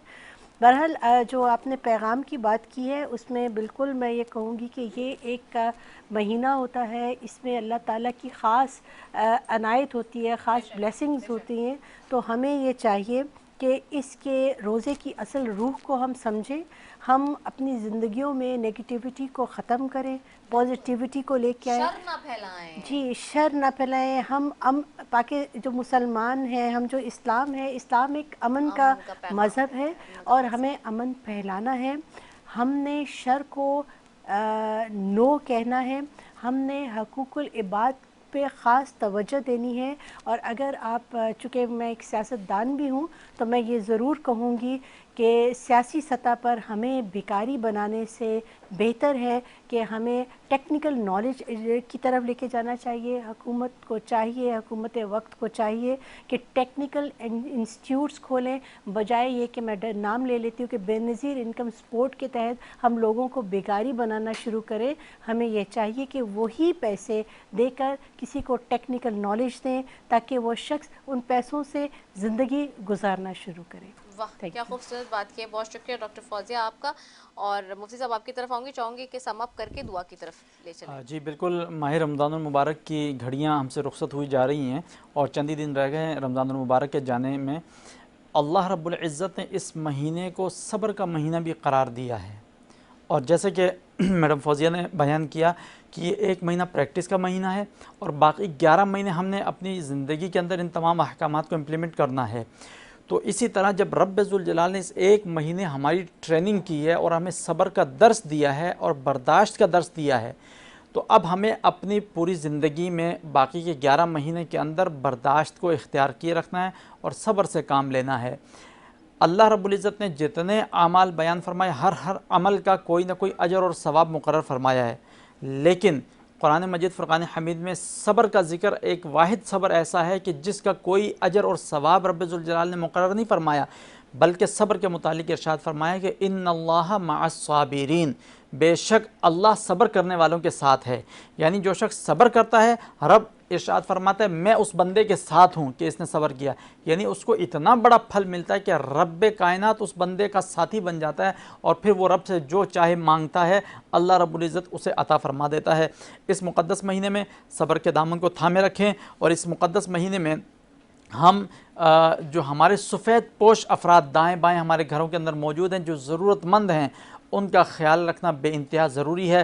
पेशावर गदागरों से पीछा छुड़ाएं और उनकी हौसला शिकनी करें, और हौसला शिकनी करते हुए अपने इर्द गिर्द के माहौल को देखते हुए अपनी ज़कात, अपने सदक़ात और अपनी तरफ से दीगर जो भी मामलात हैं वो जो सही मानों में ज़रूरतमंद हैं उन तक पहुँचाकर दीन इस्लाम की सही मानों में खिदमत करें। अल्लाह रब्बुल इज़्ज़त से दुआ है कि मालिक व मौला हमें इन तमाम अहकाम और इन तमाम मामलात पर अमल करने की तौफ़ीक़ अता फरमा। बिस्मिल्लाहिर्रहमानिर्रहीम, अल्हम्दुलिल्लाहि रब्बिल आलमीन, वस्सलातु वस्सलामु अला सय्यिदिल अंबियाइ वल मुरसलीन व अला आलिहि व अस्हाबिहि अजमाइन। या इलाहल आलमीन, या रब्बे ज़ुल जलाल, मालिक व मौला, इस मुक़द्दस महीने में जो तूने इबादतों की सआदत नसीब फरमाई, इलाही उन इबादतों में जो कमी कोताहियाँ हो गई हों तो अपने हबीब सल्लल्लाहु अलैहि वसल्लम के सदक़ा तुफ़ैल माफ़ फरमा।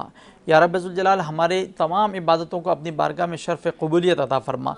या रब्बे ज़ुल जलाल, इस मुक़द्दस महीने में जिस तरह तूने हमें गुनाहों से महफूज रखा, मालिक व मौला तुझसे दुआ करते हैं कि ज़िंदगी के दीगर अय्याम के अंदर, साल के दीगर महीनों में भी हमें इसी तरह गुनाहों से महफूज फरमा।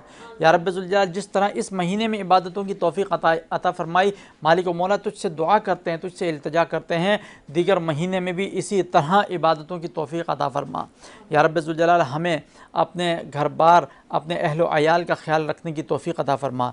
हमारे पड़ोस पे मालिक व मौला, हमारे जो दाएँ बाएँ पड़ोसी रहते हैं, उनके जो मामलात हैं मालिक व मौला, उनकी ज़रूरतें हमें पूरे करने की तौफ़ीक़ अता फ़रमा। या रब्बे ज़ुल जलाल, हमारे फ़लस्तीन के अंदर जितने मुसलमान जुल्म और बर्बरियत का शिकार हैं, मालिक व मौला तुझसे दुआ करते हैं, इल्तिजा करते हैं, ए बारी ताला तो उन मज़लूम मुसलमानों की गैब से मदद फरमा। या रब्बे ज़ुल जलाल, हमें इतनी ताकत व क़ुव्वत अता फ़रमा कि हम उन मज़लूम मुसलमानों के कुछ काम आ सकें। मालिक व मौला तुझसे दुआ करते हैं कि ज़ालिमों को नेस्त व नाबूद फरमा। अगर उनके किस्मत में हिदायत नहीं है, मालिक व मौला अगर हिदायत है तो हिदायत अता फ़रमा, हिदायत नहीं तो उन्हें नेस्त व नाबूद फरमा। या रब्बे ज़ुल जलाल, हमें उन मज़लूमों का साथ देने की तौफ़ीक़ अता फ़रमा। या रब्बे ज़ुल जलाल, उन मज़लूमों के हक़ में हमें तमाम यहूदियों की मसनूआत से बायकाट करने की तौफ़ीक़ अता फ़रमा।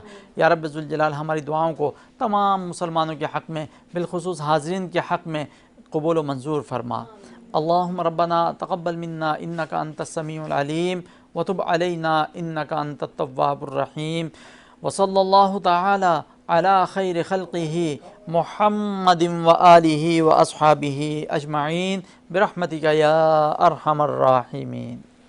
आमीन रब्बुल आलमीन। और नाज़रीन, अब ताला हमारी तमाम बातों निबतों और रियाज़तों को कबूल और मंजूर फरमाए। इसी दुआ के साथ इस ट्रांसमिशन से लेंगे इख्तिताम। अपनी मेज़बान रसफ़ी को दीजिए इजाज़त, की ज़िंदगी रही तो कल एक मरतबा फिर मुलाकात होगी। अस्सलामु अलैकुम व रहमतुल्लाहि व बरकातुहू।